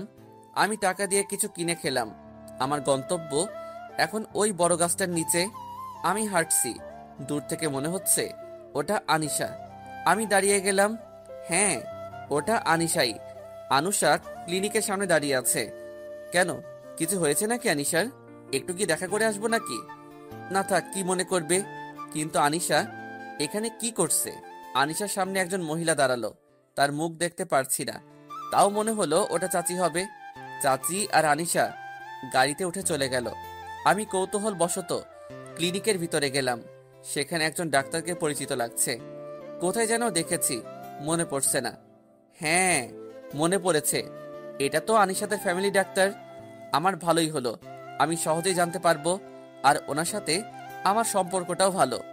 আমি আর কোনো কিছু না ভেবেই চলে গেলাম ডাক্তার আঙ্কেলের কাছে। আমি সামনে এগোতে লাগলাম। ডাক্তার আঙ্কেল আমাকে দেখেই, আরে রাফি, কেমন আছো? তা কি মনে করে আমার এখানে? আসলে আঙ্কেল, আমার একটা খুব জরুরি কাজ আছে। তা তোমাকে কিভাবে সাহায্য করতে পারি? আঙ্কেল, আপনিই পারবেন আমাকে সাহায্য করতে। আচ্ছা বলো, কি জানতে চাও? আমি দেখলাম আনিশা আর চাচি আসছিল আপনার কাছে। চাচি কি অসুস্থ, নাকি অন্য কোনো কারণে আসছিল আপনার কাছে, নাকি আনিশার কিছু হয়েছে? আঙ্কেল, কিছু হয়েছে কি? আসলে বাবা, কি বলবো তোমাকে, আর কিভাবেই বলবো সেটা বুঝতে পারছি না। আঙ্কেল, হিয়ালি না করে আমাকে সবকিছু বলেন। আসলে আনিশা মনে করছে তার সাথে কেউ জোর জবরদস্তি করছে, আর তার সতীত্ব নাকি নষ্ট হয়েছে, আর সেটা নাকি তুমি আর তোমার বন্ধু মিলে করেছো। আমি এই কথা শুনে মাথা নিচু করে আছি আর ভাবছি আমি কি করলাম, আর আনিশা কি বলল। আমি আর কোনো কথা না বলেই সেখান থেকে চলে আসলাম। আমার মাথায় কিছুই ঢুকছে না, কি থেকে কি হয়ে গেল। আমি আবারও গাছের নিচে গিয়ে বসলাম আর ওইসব কথাগুলো ভাবছি। সন্ধ্যা হয়ে গেছে, খুব ক্লান্ত, তাই একটু চোখ বন্ধ করেছিলাম। তখন কেউ আমার কাঁধে হাত দিল। আমি তাকিয়ে দেখি ঈশিতা। আমি তো অবাক হয়ে তাকিয়ে আছি তার দিকে। ও এখানে কি করে? পাঠকদের হয়তো মনে নেই, রংপুর থেকে ঢাকা আসলাম। বাসের পাশের সিটে ঈশিতা। তুমি এখানে কি করো? আর এইভাবে শুয়ে আছো কেন? আর তোমার কপালে কি হয়েছে? এমনি, ও কিছু না। তা কি করো তুমি এখানে? আরে পাগল, আমার বাসার সামনেই তো তুমি আছো। তোমার কি হয়েছে বলো তো? আমাকে বন্ধু ভেবে বলতে পারো। তোমার তোমার চাচার বাসায় ওঠার কথা। কেন যেন ঈশিতাকে বিশ্বাস করতে ইচ্ছে করছে, তাই সব বলে দিলাম। দেখি ঈশিতার চোখে পানি। ঈশিতা আমার হাত ধরে টান দিল। আমি বসা থেকে উঠে দাঁড়ালাম। ঈশিতা আমাকে বলতে লাগলো, এখন তুমি আমার সাথে যাবা। আমি কোথায় যাব? তোমাকে কোনো কথা বলতে হবে না, আর আমার সাথে গেলেই হবে। আমি সত্যি আর নতুন করে অপমানিত হতে পারবো না, আমাকে মাফ করো। ঈশিতা আমাকে জোর করে নিয়ে গেল তার বাড়িতে। তার বাড়ির অবস্থা মোটামুটি মধ্যবিত্ত পরিবার। সে আমাকে তার পরিবারের সাথে আমাকে পরিচয় করে দিল। তার পরিবারের লোকজন খুব ভালো। ঈশিতার কথায় আমাকে তাদের বাড়িতে থাকতে দিলেন।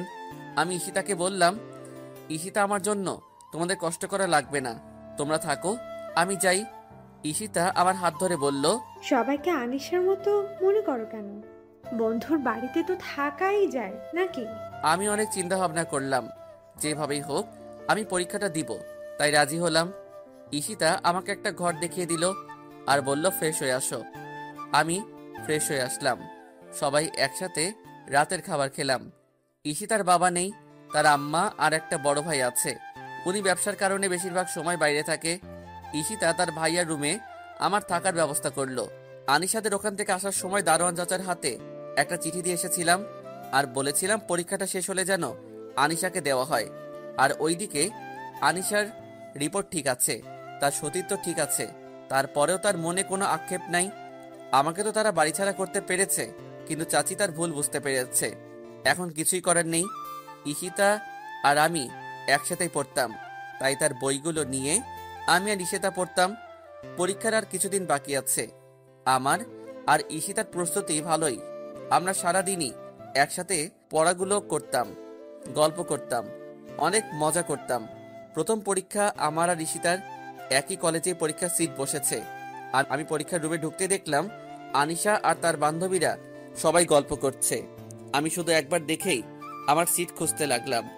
আর ভাগ্যক্রমে আনিশার আগের সিটটাই আমার। আমি কোনো কথা না বলেই বসে গেলাম আমার সিটে। আমার কেমন যেন লাগছে, কেউ হয়তো আমার দিকে তাকিয়ে আছে। আমি আর সেদিকে না লক্ষ্য করে পরীক্ষা দিতে বসলাম। স্যার আসলেন, পরীক্ষা শেষ করলাম। আমি আর ঈশিতা চলে আসলাম। তারপর গণিত পরীক্ষার সময় দেখলাম আনিশার চোখে পানি টলমল করছে। আমি বুঝতে পারছি তার কমন আসে নাই, তাই আমি এমনভাবে বসলাম যেন আনিশা আমার খাতা দেখতে পারে। দেখি সে মাথা নিচু করে আছে, তাই আমি হালকা করে তার মাথায় হাত দিলাম আর ইশারায় বললাম আমার খাতাটা দেখার জন্যে। সে লেখা শুরু করলো, আমিও করলাম। এইভাবে আমাদের পরীক্ষাটা শেষ হলো। আনিশা আমাকে অনেক ডেকেছিল, কিন্তু আমি না শোনার ভান করে চলে আসি। এইভাবেই আমাদের পরীক্ষা শেষ হয়। আমি বুঝতে পারি আনিশা আমার উপর দুর্বল হয়ে গেছে। আমার পরীক্ষা শেষ হওয়ায় ঈশিতাকে নিয়ে ঘুরতে যাই, কারণ কাল আমি রংপুরে চলে যাব। আজ অনেক ঘুরলাম, অনেক এনজয় করলাম, মজা করলাম। আজকের দিনটা আমার সারা জীবন মনে থাকবে। কাল সকালে আমি ঈশিতাকে ও তার পরিবারকে বিদায় দিয়ে চলে আসলাম। ঈশিতার পরিবারের সাথে আমার খুব ভালো সম্পর্ক হয়ে গেছে। আমি বাড়িতে আসলাম, আম্মু দেখছি রান্না করছে।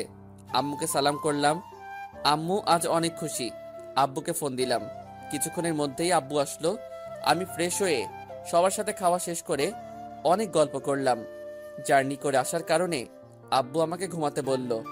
আমিও রুমে গিয়ে ঘুমিয়ে পড়লাম। আমি আমার রুমে এসে ঘুমিয়ে গেলাম। ঘুম থেকে উঠে দেখলাম এখন সন্ধ্যা হয়ে গেছে। অনেক দিন পর এসেছি বাসায়, তাই একটা আরামের ঘুম দিলাম। ঘুম থেকে উঠে ফ্রেশ হয়ে নাসিবকে ফোন দিলাম। ওকে আমার বাড়িতে আসতে বললাম। কিছুক্ষণ পর নাসিব আসলো। আমি আর নাসিব চলে গেলাম আমার প্রিয় জায়গাটায়, নদীর পাড়ে। সেখানে বসে আড্ডা দিচ্ছি। এমন সময় ঈশিতার ফোন। বলো। তোমাকে না বলেছিলাম বাসায় পৌঁছে আমাকে একটা কল করতে, করনি কেন? অনেক দিন পর বাড়িতে আসলাম, খুশিতে ফোন দিতে ভুলে গেছিলাম, সরি। ও, একদিনে আমাকে ভুলে গেছো? ভালো লাগলো। তা কি করো এখন? রাগ করছো? সরি বললাম তো। আমি আর আমার বন্ধু নদীর পাড়ে বসে আছি। তুমি? বন্ধু নাকি বান্ধবীর সাথে ফোনটা দেও তো, তোমার বন্ধুকে। আমি কথা না বাড়িয়ে দিয়ে দিলাম, কারণ ওর যা রাগ, কি না কি করে বসে, আর মুখ দিয়ে একবার যা বের হবে তা করেই ছাড়বে। এক কথায় নাছোড়বান্দা। ঈশিতার এগুলো আমার আবার ভালো লাগে। আমার উপর জোর করে অধিকার খাটানোর চেষ্টা করে। আমি এটাও বুঝি সে আমাকে অনেক ভালোবাসে। আমিও তাকে পছন্দ করতে শুরু করি। তার কারণ আমি যেমন মানুষ মনে মনে খুঁজেছিলাম, ঈশিতা ঠিক তেমনই। খুব ভালো মনের মেয়ে একটা। এমন মেয়ে হাজারে একটা পাওয়া যায়। ওর সাথে আমার কোনো রক্তের সম্পর্ক নেই, কোনো বন্ধুত্ব সম্পর্ক ছিল না, কিন্তু ও আমাকে ওর বাসায় থাকা খাওয়ার জায়গা দিয়েছিল। আমার বন্ধু হয়ে সব সময় পাশে ছিল। এমন মেয়েকে জীবনসঙ্গী হিসেবে কে বা না চায়। আমি নাসিবকে ফোনটা দিলাম। নাসিব আর ঈশিতা কি যেন কথা বলছে। নাসিব বারবার আমার দিকে তাকাচ্ছে। আমি তো এবার সত্যি ভয় পেলাম, ঈশিতা সব বলে দিচ্ছে না তো। নাসিব আর ঈশিতার কথা শেষ হলো। নাসিব ফোনটা আমাকে দিয়ে চুপচাপ বসে আছে। আমি নাসিবকে গোতানো শুরু করলাম। কিরে, কথা বলছিস না কেন? নাসিব কিছু না বলে দাঁড়ালো। আমিও দাঁড়ালাম।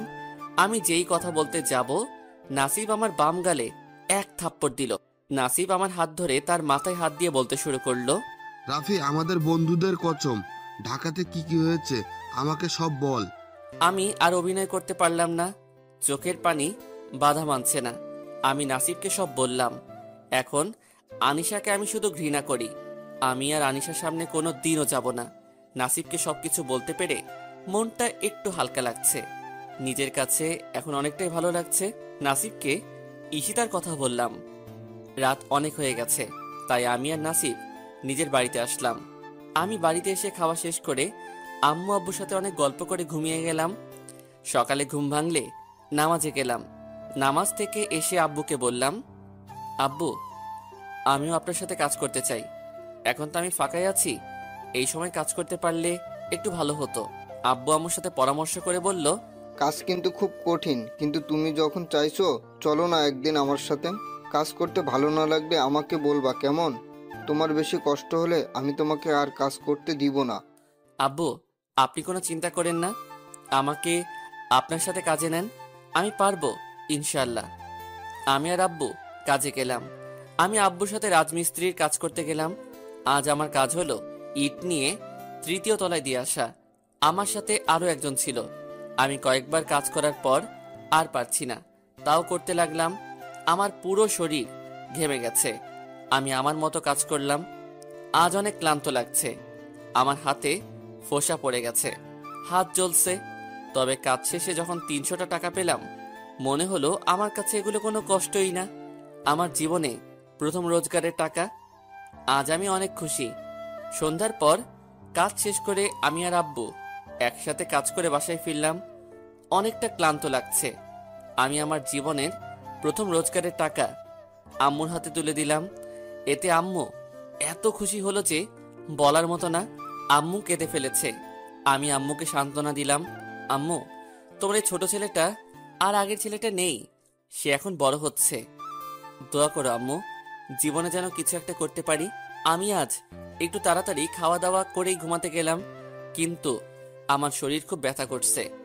এখন কোনো রকমে ঘুমাতে পারলাম। মাঝরাতে আমার ঘুম চলে আসলো। আমি ঘুমিয়ে গেলাম। সকালে উঠলাম, নামাজ পড়ে এসে নাস্তা করে আব্বুর সাথে কাজে গেলাম। এইভাবেই দিন কাটতে লাগলো। মাঝে মাঝে ঈশিতার সাথে কথা হয়। আনিশাও আমাকে ফোন দেয়, কিন্তু আমি ধরি না। আমার ওর উপর এখন কোনো ফিলিংস নেই। হয়তো সে এখন চিঠিটা পেয়ে গেছে। আমি চিঠিতে বেশি কিছু লিখি নাই, ম্যাম, পৃথিবীর সবাইকে এক মনে করতে নেই, আর যে যেরকম কাজ করবে সে তার ফল পাবেই। আপনিও পাবেন, তবে হয়তো সেই দিন এমন কিছু হবে কিছুই করতে পারবেন না। আমি সত্যি আপনাকে ভালোবাসতে চেয়েছিলাম, আপন করতে চেয়েছিলাম। ঠিকভাবে খোঁজ খবর নিয়ে দেখেন। চোখ থাকলে দেখতে পাবেন, মুখ থাকলে বলতে পারবেন, আর কান থাকলে শুনতে পাবেন। আল্লাহ না করুক এই রাফির কারণে আপনাকে চোখের পানি ফেলা লাগে। দোয়া করি ভালো থাকবেন। চাচা চাচিরে দেখে রাখবেন, তারা মাটির মানুষ, খুব ভালো তারা। ইতি, এই পৃথিবীর পরিচিত মানুষ, ছোট লোক। এখন প্রায় আমি আর আব্বু কাজে যাই। এখন আর আল্লাহর রহমতে কাজ করলে আর কোনো সমস্যা হয় না। এইভাবেই আমার আড্ডা, কাজ আর ঈশিতাকে নিয়ে আর বাবা মাকে নিয়েই ভালোই আছি। আজ কাজ করে বাড়িতে এসে দেখি আমাদের বাড়ির সামনে গাড়ি। ভালো করে দেখে চিনতে পারলাম এটা ছোট আব্বুর গাড়ি। কিন্তু এখানে কেন? তার মানে কি ছোট আব্বু আমাদের বাড়িতে এসেছে? এইসব ভাবতে ভাবতে বাড়ির ভিতরে ঢুকে দেখি আমাদের ছোট ড্রাইনিং রুমে চাচা চাচি বসে আম্মু আব্বুর সাথে গল্প করছে। আসসালামু আলাইকুম ছোট আব্বু। ওয়ালাইকুম আসসালাম বাবা। রাফি, তোমার এমন অবস্থা কেন? কাজে গেছিলাম, আপনারা গল্প করেন, আমি ফ্রেশ হয়ে আসছি। আমি আমার রুমে ঢুকে তো অবাক, দেখি আনিশা আমার রুমে বসে বসে আমার আঁকা পেন্টিংগুলো দেখছে। আমি কিছু না বলে আমার কাপড় নিয়ে বাথরুমে গিয়ে গোসল করে ফ্রেশ হয়ে বের হলাম। রাফি, কেমন আছো? কুকুর তো সবসময় রাস্তায় থাকে, কুকুর কেমন থাকে তা নিশ্চয়ই আপনার অজানা নয় ম্যাডাম। আমাকে ক্ষমা করে দাও প্লিজ, আমি আমার ভুল বুঝতে পেরেছি। ছোট লোকরা কারো উপর রাগ করে থাকে না, এটা তাদের সামর্থ্যের মধ্যে পড়ে না। এখন আপনি এখান থেকে যান। তোমার পায়ে পড়ে আমাকে ক্ষমা করে দাও। দেখুন, আব্বু আম্মু শুনতে পাবে, আমি ক্ষমা করেছি। এখন এখান থেকে যান প্লিজ, আমার ক্লান্ত লাগছে। আনিশা চলে গেল। আমি বিছানায় গাটা হেলে দিলাম। কখন যে ঘুমিয়ে গেছি। আম্মুর ডাকে ঘুম ভাঙলো। বাবা রাফি, খেতে আয়। যাচ্ছি। আম্মু শোনো, বল। ছোট আব্বুরা এখানে এসেছে কেন? তোকে নিয়ে যেতে এসেছে। না আম্মু, আমি তোমাদের ছেড়ে আর কোথাও যাব না। এখন তো আমার পড়া নেই। এইসব পরে হবে, এখন খেতে আয়। আম্মু তুমি যাও, আমি ফ্রেশ হয়ে আসছি। আমি ফ্রেশ হয়ে খেতে গেলাম। আমার পাশে আনিশা বসেছে। আমার অসহ্য লাগছে ওর পাশে বসে থাকতে। রাফি, তুমি কি আমাদের সাথে কাল ঢাকায় যাবে? ছোট আব্বু, এখন যে কি করব? রেজাল্ট বের হোক, যদি ভালো ভার্সিটিতে চান্স পাই তখন দেখা যাবে। আর আব্বু আম্মু ছাড়া থাকতে আমার ভালো লাগে না। না আব্বু, রাফি আমাদের সাথেই থাকবে। রাফি ঠিকই বলেছে। এখন যে কি করবে? আমাদের সাথে কয়েকদিন থাক। আব্বু, তাহলে আমি এখানে থাকি, রাফির সাথে আমি ঢাকায় যাব। আমার ভীষণ রাগ উঠছে মেয়েটার উপর। এখানে যে কি মতলব নিয়ে এসেছে আল্লাহ। আর এই ছলনাময় মেয়েটাই ভালো জানে এত নিখুঁত অভিনয় মানুষ করতে পারে। আপনি এখানে থাকতে পারবেন না। থাকা খাওয়া সবই কষ্টের। আর আপনাকে ছাড়া চাচা চাচিও থাকতে পারবে না। রাফি ঠিকই বলেছে মা, আমাদের এখানে তোমার কষ্ট হবে। তুমি কাল রাফির সাথে ভালো করে গ্রামটা ঘুরে দেখিও। আনিশার ন্যাকামিগুলো আমার আর সহ্য হচ্ছে না। তাড়াতাড়ি খেয়ে ওখান থেকে চলে আসলাম। রুমে এসে নাসিবকে কল দিলাম। হ্যাঁ রাফি বল। আমি আজ তোর সাথে থাকবো। আমাদের বাড়িতে আত্মীয় এসেছে। চলে আয়, তোর সাথে থাকতে আমারও ভালো লাগবে। দারুণ মজা হবে। দোষ আয়। আমি একটু পর আসছি। আমাদের বাড়িতে রুম মাত্র 4টা। 3টা থাকার ঘর, একটাতে আব্বু আম্মু থাকে, একটাতে আমি, আর একটা আত্মীয় স্বজন আসলে, আর একটা রান্নাঘর। আমি শুয়ে শুয়ে ফোনে গেম খেলছি। এমন সময় আনিশা আসলো। তুমি আমার সাথে এমন করছো কেন রাফি? নাকি আমার সহ্য হয় না। আমি আপনার কাছে হাত জোর করে ক্ষমা চাচ্ছি। আমার আব্বু আম্মুর কাছে আমাকে ছোট করবেন না। তারা আমাকে অনেক ভালোবাসে। যদিও ভালোবাসা মানে আপনি বুঝেন না। আমার ভুল আমি বুঝতে পেরেছি। আমি এখন সত্যিই তোমাকে ভালোবাসি রাফি।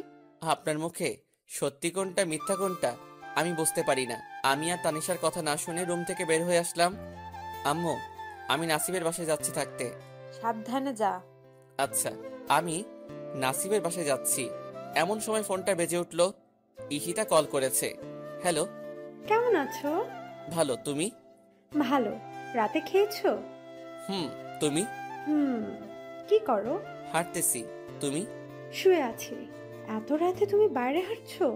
যাও, বাসায় যাও, এখনই যাও বলছি। পাগলিটা শাসনগুলো আমার অনেক ভালো লাগে। নাসিবের বাসায় যাচ্ছি। এত রাতে কেন? কি কাজ আছে? সকালে যাওয়া যেত না? যদি কিছু একটা হয়ে যায়? আরে বাবা, এটা শহর না, গ্রাম। বেশি গাড়ি চলে না। তুমি টেনশন করো না। আমি এত কিছু শুনতে চাই না। তুমি বাড়ি ফিরে যাবা কি না সেটাই বলো। আমাদের বাসায় আত্মীয় এসেছে, তাই থাকার জায়গা নেই। তাই নাসিবের কাছে থাকার জন্য যাচ্ছি। ও, আগে বলবা না কোনো আত্মীয় এসেছে? আনিশা আর ওর আব্বু আম্মু। তোমাকে বাসা থেকে কুত্তার মতো ব্যাত করে দিয়ে, মিথ্যা ভালোবাসার জীবনটা নষ্ট করে দিয়ে এখানে এসেছে কেন? জানি না, ওকে আমার অসহ্য লাগে। এখন বাই, আমি নাসিবের বাসায় চলে আসছি। রাফি শুনো, তুমি কি এখনো আনিশাকে ভালোবাসো? না, আর কখনো না। খুব ঘৃণা করি আমি। ওকে, বাই, গুড নাইট। আমি জানি ইশিতা আমাকে খুব ভালোবাসে। ওকে ভালোবাসার ইচ্ছা আমার মনেও জাগে, কিন্তু তা সম্ভব না কখনো। ওর বিয়ে হবে বড় কোনো চাকরিজীবীর সাথে, আর আমার বিয়ের আগে আমার পক্ষে ভালোবাসা সম্ভব না আর কাউকে। যদিও আমি জানি ইশিতার মতো মেয়ে লাখে একটা হয়।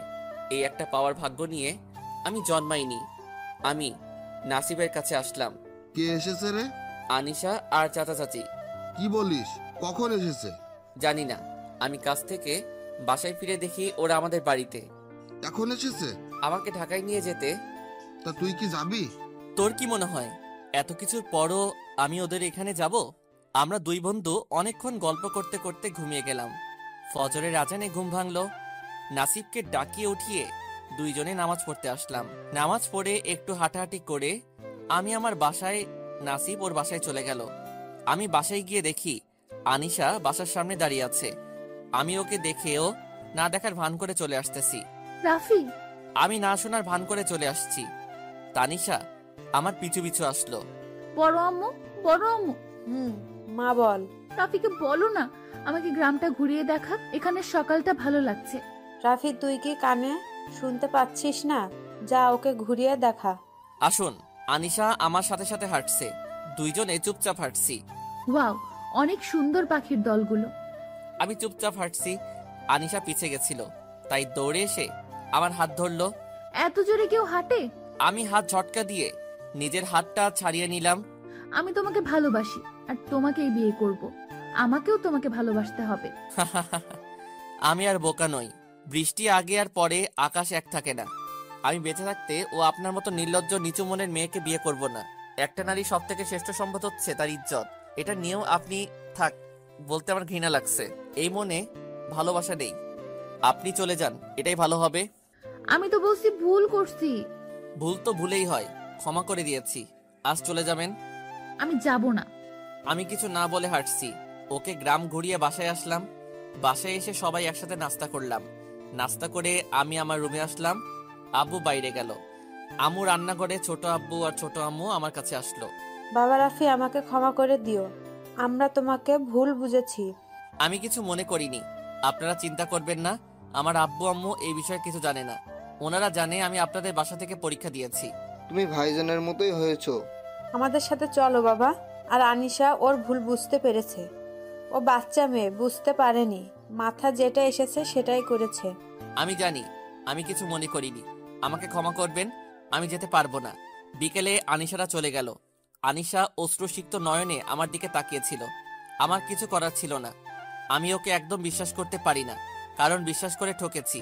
এই চোখের পানিতে আমি ওই ঢাকা শহরে অনাহারে রাজপথে ভুগেছি। তখন নিঃস্বার্থভাবে ঈশিতা আমার পাশে ছিল।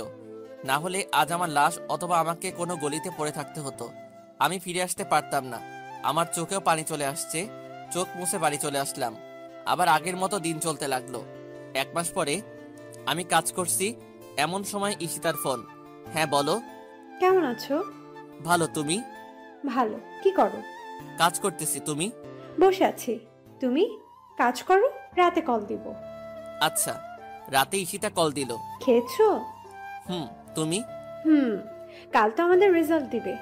আমার তো খুব টেনশন লাগছে। তোমার তো ভালোই দিন কাটছে। আরে না, টেনশন হচ্ছে, কিন্তু আমার মনে হয় না তোমার মতো ভালো রেজাল্ট হবে। যাই হোক, আমার একটু কাজ আছে। নাসিব আমার জন্য অপেক্ষা করছে, আমাকে যাওয়া লাগবে। আচ্ছা যাও, নিজের খেয়াল রাখো। আচ্ছা, তুমিও। তোমাকে খুব মিস করছি। কবে আসবে ঢাকায়? আমার মনে হচ্ছে আমার আর যাওয়া হবে না। কেন? আমি আর যেতে চাই না। ঈশিতার মনে হয় মনটা খারাপ হয়ে গেল। ও আচ্ছা, রাখো তাহলে, তোমাকে কাল ফোন দিব। দিও। তারপর নাসিবের সাথে আড্ডা দিয়ে চলে আসলাম। কাল ঈশিতা ফোন দিল, আমি কাজে আছি। ফোন রিসিভ করলাম আর বললাম, আমি তো কাজে আছি, একটু পরে ফোন দেই। আরে বাবা, আমার রেজাল্টটা পেয়েছি, তাই ফোন দিলাম। ও হ্যাঁ, আমি তো ভুলেই গেছিলাম। তা তোমার রেজাল্ট কি? আমি গোল্ডেন এ প্লাস পেয়েছি। তোমার কি খবর? আমারটা তো দেখা হয়নি। কিছু মনে না করলে আমারটা একটু দেখে দিও না। বলো। আর এতে কিছু মনে করার কি আছে? আচ্ছা, আমি তোমাকে আমার সবকিছু মেসেজে দিচ্ছি, তুমি আমাকে জানিও। আচ্ছা দাও। আমি ঈশিতাকে আমার সবকিছু দিলাম। কাজ করছি, এমন সময় আবার ফোন আসলো। আমি ফোনটা বের করে দেখলাম আনিশা ফোন দিয়েছে। আমি কলটা কেটে ফোনটা অফ করে রেখে দিলাম আর কাজ করতে লাগলাম। কাজ করতে করতে ভুলেই গেছিলাম যে ঈশিতা আমাকে ফোন দিবে। সন্ধ্যায় বাড়িতে গিয়ে গোসল করে খাওয়া দাওয়া করলাম। ফোনটা হাতে নিয়ে দেখলাম ফোনটা অফ হয়ে পড়ে আছে। আমি অন করলাম, দেখলাম আনিশা আমাকে অনেকগুলো কল দিয়েছিল, আবার মেসেজ দিয়েছে। আমি সেগুলো না দেখেই অল ডিলিট করে দিলাম। আমি ঈশিতাকে ফোন দিলাম। ঈশিতার সাথে সাথেই ফোন ধরলো। কি করছো? তোমার জন্যই বসেছিলাম। তা তোমার ফোন অফ ছিল কেন? আর বলো না, আনিশা ফোন দিয়েছিল তাই বন্ধ রেখেছিলাম। ও, আমার রেজাল্টটা কি বলতো? আমি জানি খারাপ করেছি। জানি। আসলে খারাপ করেছো? কোন রকম পাশ করেছো। ও, মনটা আসলেই খারাপ হয়ে গেল। আমি ভেবেছিলাম ভালো রেজাল্ট হবে, আব্বু আম্মুর সব স্বপ্ন পূরণ করব। সব শেষ। তোমাকে স্যার ডেকেছে, যত তাড়াতাড়ি পারো ঢাকাতে এসে দেখা করো। কেন আসবো? আর আমার রেজাল্ট খারাপ হলে আমাকে খোঁজা লাগবে কেন? আরে বোকা, তুমি পুরো কলেজে টপ করেছো। কবে আসবা? আমাকে কিন্তু খাওয়াতে হবে। সত্যি বলছো তুমি? জানো, আমি আজ অনেক খুশি। আমি খুব তাড়াতাড়ি যাব, তোমার সাথে দেখা করব। আমি আরো কিছু কথা বলে কল কেটে আব্বুকে বললাম। আব্বু আমাকে খুশিতে জড়িয়ে ধরে কেঁদে দিলেন। আরে ভাই, খুশির কান্না, খুশির মুহূর্তে এমনটা হয়ে থাকে। আমি আরো বললাম, আমাকে ঢাকায় যাওয়া লাগবে, স্যার আমাকে ডেকেছেন। আচ্ছা, তুই কালকেই যা, আমি ব্যবস্থা করছি। আচ্ছা, নাসিবকে খুশির খবরটা জানাতে হবে, তাই গেলাম নাসিবের বাড়িতে। সেখানে আমার খবর শুনে খুব খুশি। অনেক কিছু খাওয়া দাওয়া করলাম, রাতে এসে ঘুমিয়ে গেলাম। সকালে নামাজ পড়ে বাইরে হাঁটতে বের হলাম। তারপর খাওয়া দাওয়া করে রেডি হয়ে চলে গেলাম গাড়িতে বসে আছি আর ভাবছি ঈশিতাকে আজ সারপ্রাইজ দিব, তাই তাকে কিছু জানাইনি। আমার পৌঁছাতে বিকেল হয়ে গেল। আমি সোজা ঈশিতার বাড়িতে গিয়ে নক করলাম। ঈশিতা দরজা খুলে আমাকে দেখেই অবাক হয়ে দাঁড়িয়ে আছে। আমি কি তাহলে ভুল বাড়িতে আসলাম? তাহলে চলে যাই। ঈশিতা কিছু না বলেই আমার পথ আটকিয়ে ধরে আমাকে জড়িয়ে ধরলো। তুমি আসবা, আমাকে জানাবা না? আমি ঈশিতার কাছ থেকে নিজেকে ছাড়িয়ে নিয়ে আমাদের মাঝে দূরত্ব বজায় রাখলাম। আমি ঈশিতার বাড়িতে ঢুকলাম, আন্টির সাথে কথা বলে ফ্রেশ হয়ে আসলাম। খাওয়া দাওয়া করে ঘুম দিলাম। মাঝরাতে আমার দম বন্ধ হয়ে আসছে আর আমার কানে কেমন যেন গুনগুন করে আওয়াজ আসছে। আমি ভয় পেয়ে গেলাম। আমি কেন উঠতে পারছি না? আমার আবার কি হলো? আমি নড়তে পারছি না কেন? আমার আরো ভয় করতে লাগলো। আমি এক ঝটকা দিয়ে উঠে পড়লাম আর সাথে সাথে আলো জ্বালালাম। আর আমি লাইট জ্বালিয়ে তো পুরোই অবাক। এটা আমি কি দেখছি? আমি তো পুরোই অবাক। এটা আমি কি দেখলাম? আমার শরীর ধীরে ধীরে শীতল হয়ে গেল। এই আমি কি দেখলাম? মানে ঈশিতা আমার বুকে শুয়েছিল আর কান্না করছিল, কিন্তু কেন? ঈশিতা তো আমার খুব ভালো বন্ধু। ওর এমন আচরণের কারণটা বুঝে উঠতে পারলাম না। নিজেকে একটু স্বাভাবিক করে ঈশিতার কাছে গেলাম। ও মেঝেতে পড়ে গেছে, কারণ আমি এমন জোরে উঠেছি ঘুম থেকে যে ঈশিতা ফ্লোরে পড়ে যায়। ঈশিতা আমার দিকে তাকিয়ে আছে এখনো। আমার কেমন যেন অস্বস্তি লাগছে। মনের মধ্যে হাজারো প্রশ্ন নিয়ে আমি তার কাছে গেলাম। তাকে নিয়ে বিছানায় বসালাম, বসিয়ে তাকে এক গ্লাস পানি দিলাম। ঈশিতা পানি খেয়ে একদম মাথা নিচু করে বসে আছে। আমি দেখতে পারলাম ও কিছু একটা নিয়ে ভয় পেয়ে আছে। ঈশিতা, কি হয়েছে তোমার?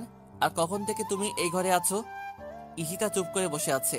কি হয়েছে বলবে, নাকি আমি চলে যাব? আমি এটা বলে এই ব্যাগ হাতে নিয়ে দরজার কাছে যেতে লাগলাম। ঈশিতা দৌড়ে এসে আমাকে জড়িয়ে ধরলো আর বলতে লাগলো, তুমি কি কিছু বুঝো না? তুমি মিথ্যা ভালোবাসাকে ফিল করতে পারো, আর আমার ভালোবাসা ফিল করতে পারো না? আমি তোমাকে ভালোবাসি। বাসে তোমাকে দেখে আমার খুব ভালো লাগে, তোমার কথা খুব মনে পড়তো। হঠাৎ একদিন তোমার ওই ভাবে দেখা পাবো ভাবিনি। ওই পাওয়াটাই ছিল আমার আশার আলো। তুমি আমার অনেক কাছে চলে এসেছিলে, ভেবেছিলাম তোমাকে বলবো, কিন্তু তুমি এক মিথ্যা ভালোবাসার উপর বিশ্বাস হারিয়ে ফেলেছো। তোমাকে বলে যদি আমার থেকে দূরে যাও, তাই বলিনি। আজ অনেকদিন পর তোমাকে পেলাম। আমি তোমাকে সত্যি অনেক ভালোবেসে ফেলেছি। আমি অবাক না হয়ে পারলাম না। আমি কি করব কিছুই বুঝছি না। ঈশিতা আস্তে আস্তে আমার দিকে এগিয়ে আসছে, আমার ঠোঁটের কাছে তার ঠোঁট নিয়ে আসছে। আমি কোনো রকম নিজেকে সামলিয়ে বললাম, ঈশিতা, আমাকে কিছুদিন সময় দাও, কাল স্যারের সাথে দেখা করে চলে যাব। ঈশিতা মন খারাপ করে আছে, তার চোখে পানি টলমল করছে।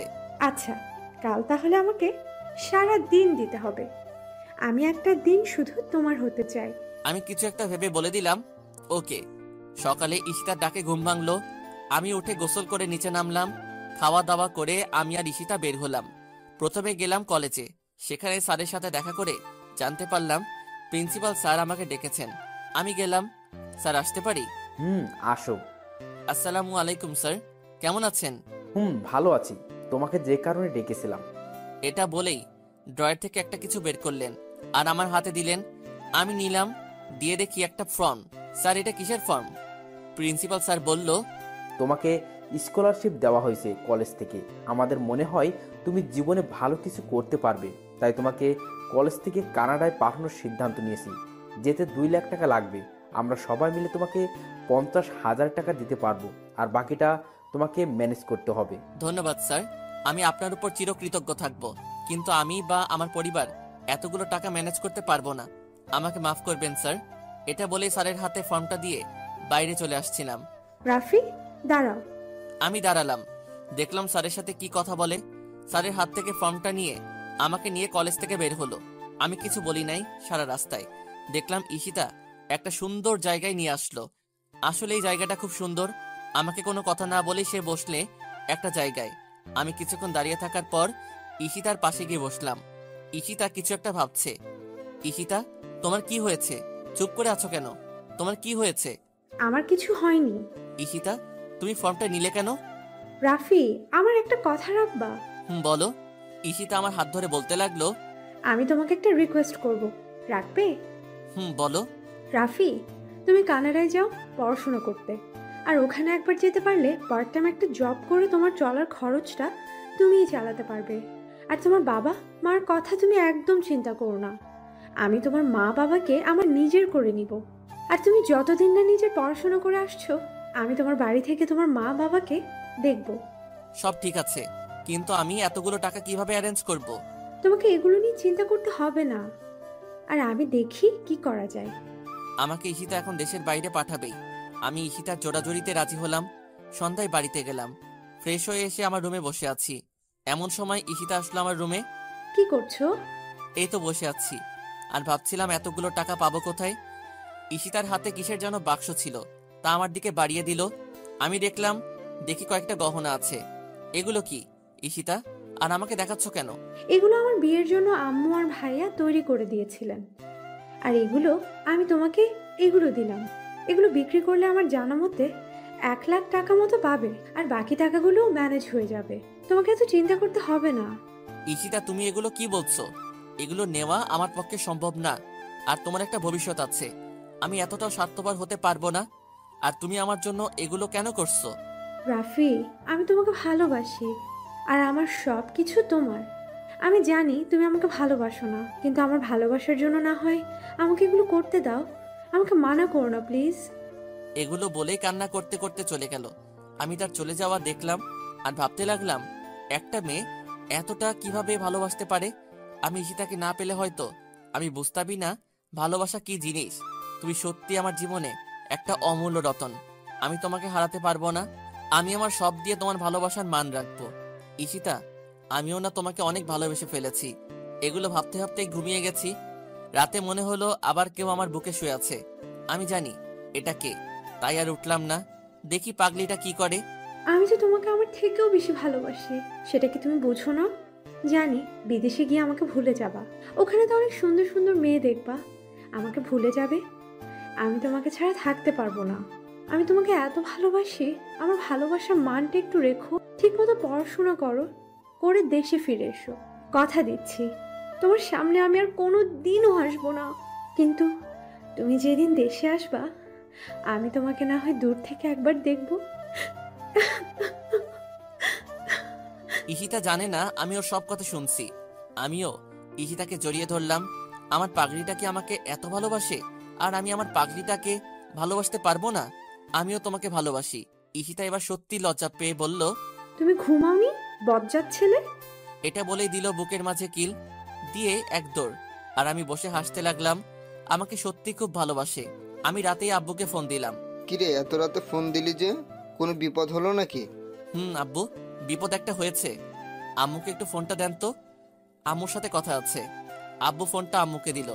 আমি আম্মুকে ঈশিতার সব কথা বললাম, আর সাথে কানাডায় যাওয়ার কথাটা বললাম। আমার কথা শুনে আম্মু মনে হয় খুব খুশি হয়েছে। আম্মু, তুমি আব্বুকে রাজি করিও। ঈশিতা আমাকে খুব ভালোবাসে, আর ও খুব ভালো মেয়ে। আরে পাগল, তোকে বলতে হবে না, তোর বাবা সব শুনেছে আর সে রাজি। বাবা, তুই এখন ঘুমা। আমি সকালে উঠে বসে আছি। ঈশিতা আসলো। তা স্যার, আপনার ঘুম ভেঙেছে? নিচে তো সবাই আছে। আমি আস্তে আস্তে ঈশিতার সামনে দাঁড়ালাম। ঈশিতাকে শক্ত করে জড়িয়ে ধরে বললাম, আমি তোমার কথা আমার আম্মুকে বলেছি, আর তোমাকে দেখতে চেয়েছে। তুমি কি আমার বউ হবে? আমার হাত ধরে বুড়ি হবে, কিন্তু ভালোবাসাটা এখনকার মতোই থাকবে। অনুভূতিগুলো সব টাটকা থাকবে, আজ যেমনটা আছে। আমার বাবুর আম্মু হবে। জানি না। এটা বলেই মুখ ঢেকে লজ্জা পেয়ে হাসতে হাসতে চলে গেল। আমিও চলে গেলাম। সকালে নাস্তা করে রুমে আসলাম। এর মাঝে ঈশিতার সাথে একটা কথাও হয়নি। তাকে দেখতে খুব ইচ্ছা করছে। ঈশিতা আমার রুমে এসে বলতে লাগলো, তোমার ফর্মটা পূরণ করেছো? না গো, একটু করে দাও না। আমি পারবো না। আমি কি তোমার বিয়ে করা বউ নাকি? এখন আমার বউ না, তবে আমার হবু বউ। এটা বলেই পিছন থেকে জড়িয়ে ধরলাম। ঈশিতা লজ্জায় লাল হয়ে গেল। আমি আর ঈশিতা একসাথে ফর্মটা পূরণ করে করে কলেজে গেলাম। ফর্মটা জমা দিয়ে গহনাগুলো বিক্রি করলাম। বাড়িতে আসলাম। আমার এখন কিছুই ভালো লাগছে না। ঈশিতা আসলো আমার রুমে এসে কাঁদতে লাগলো আর বলল, আমাকে তুমি ভুলে যাবে না তো? তোমাকে খুব ভালোবাসি আমি।